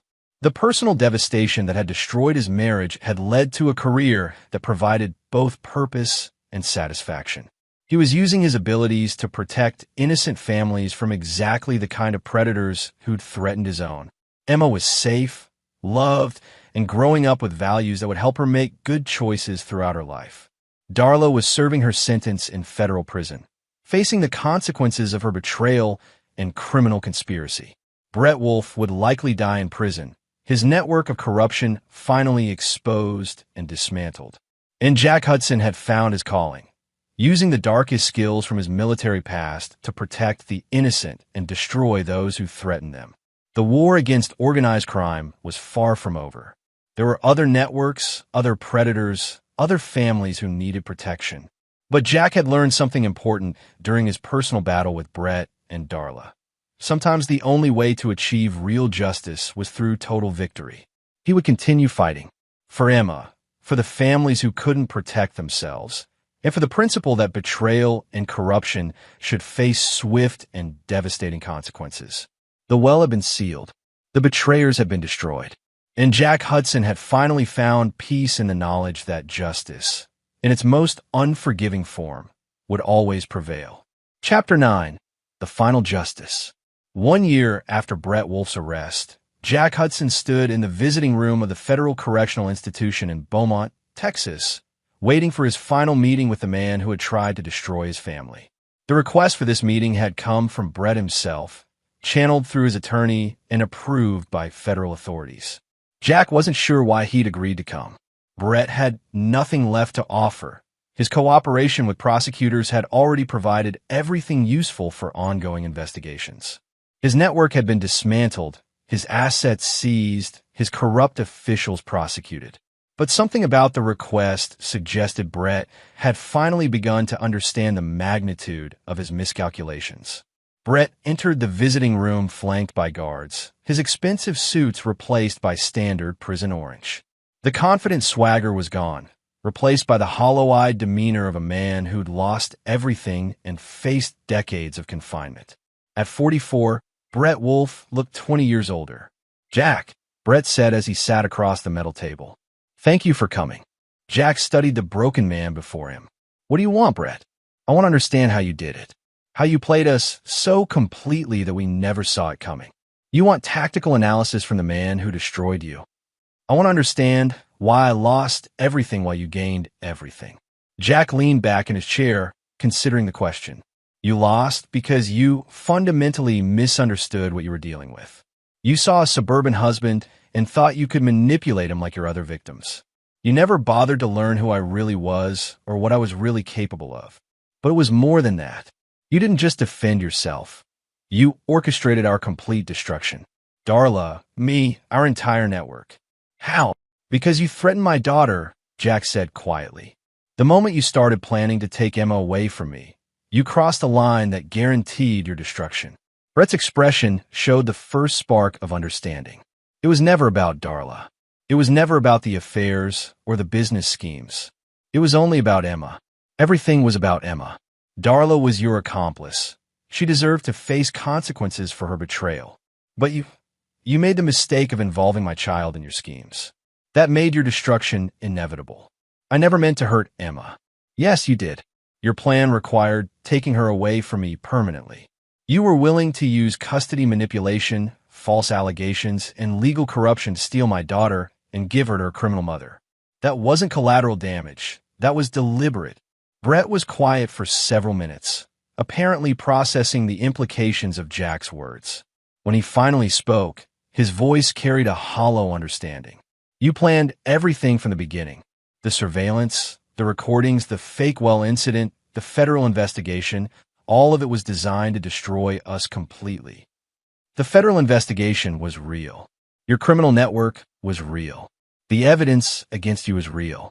I simply provided the authorities with information they needed to protect innocent families. But you could have just exposed the affair. You could have divorced Darla and moved on. Why did you need to destroy our lives so completely? Jack's expression hardened. Because partial victory isn't victory. Because leaving enemies alive gives them the opportunity to return and threaten you again. Because people who are willing to use children as weapons don't deserve mercy or second chances. You destroyed dozens of people. My entire network, all the officials we worked with, everyone connected to our operation. I destroyed criminals who were stealing from innocent families and corrupting the legal system. The collateral damage was people who chose to participate in organized crime. They made their choices. They faced the consequences. Brett shook his head slowly. You're more ruthless than anyone I ever dealt with, including some very dangerous people. I'm a father protecting his daughter. That makes me more dangerous than any criminal you've encountered. The conversation continued for another hour, with Brett asking questions about tactics and Jack providing carefully measured answers. It was like a debriefing between former enemies, with Brett trying to understand how he'd been so completely outmaneuvered. What happens to Emma now? Brett asked finally. Emma grows up safe, loved, and free from people who would use her as leverage or a weapon. She's living with her grandfather on the ranch, doing well in school, and learning that some people in the world are willing to fight for what matters. And you? I continue working with federal authorities to dismantle criminal networks like yours. I use my abilities to protect families who can't protect themselves from organized predators. Brett nodded slowly. You found purpose in destroying us.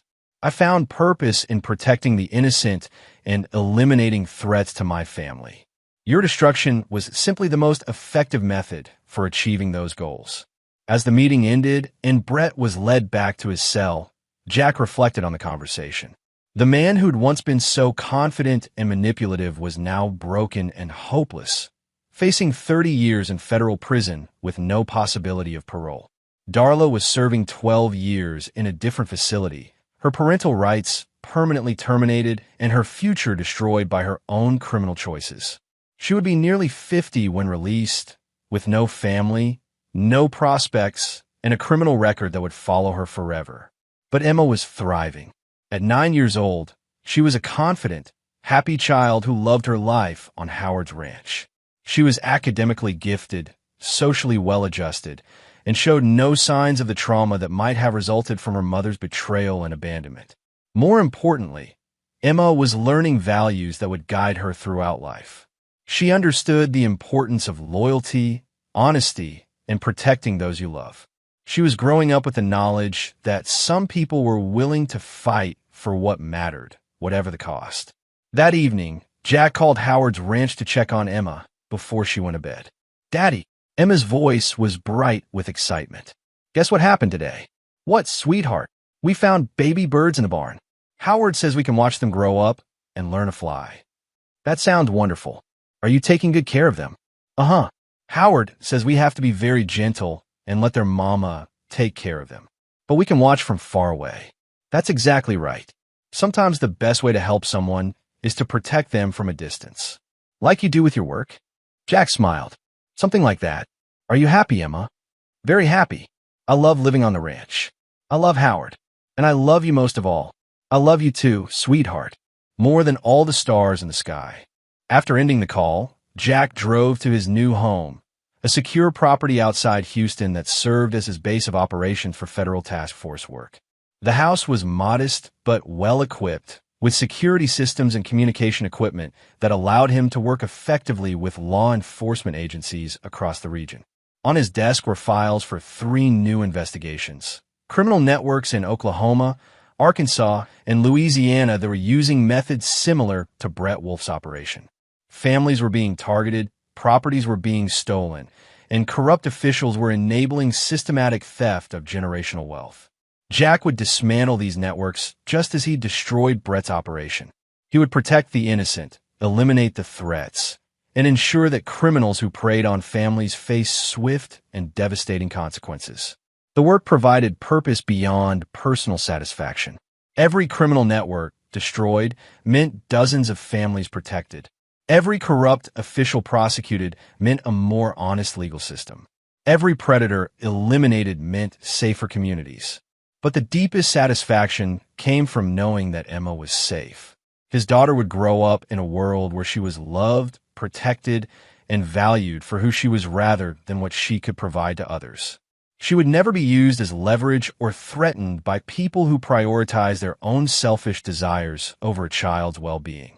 Jack Hudson had learned during his military service that some battles could only be won through total victory.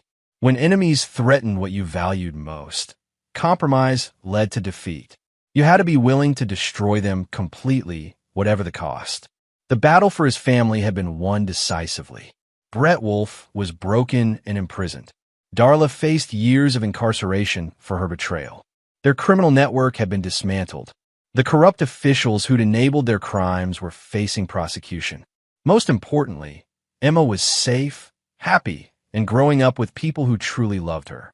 As Jack reviewed the files for his next operations, he reflected on the journey that had brought him to this point.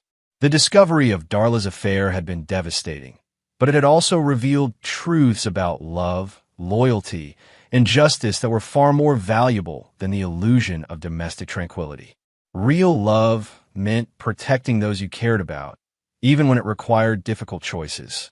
Real loyalty meant standing by your principles when others abandoned theirs. Real justice meant ensuring that people who hurt the innocent faced consequences proportional to their crimes. The well had been sealed. The betrayers had been destroyed. The innocent had been protected. And Jack Hudson had finally found the peace that came from knowing he'd fought for what mattered most and won. Emma was safe. That was all that had ever mattered. That was all that would ever matter. Justice had been served. And there you have it. Another story comes to an end. What did you think? I'd love to hear your thoughts in the comments below. If you enjoy this story, consider joining our community by subscribing. It means the world to us. For more stories like this one, check out the recommended videos on screen. And I'll see you there.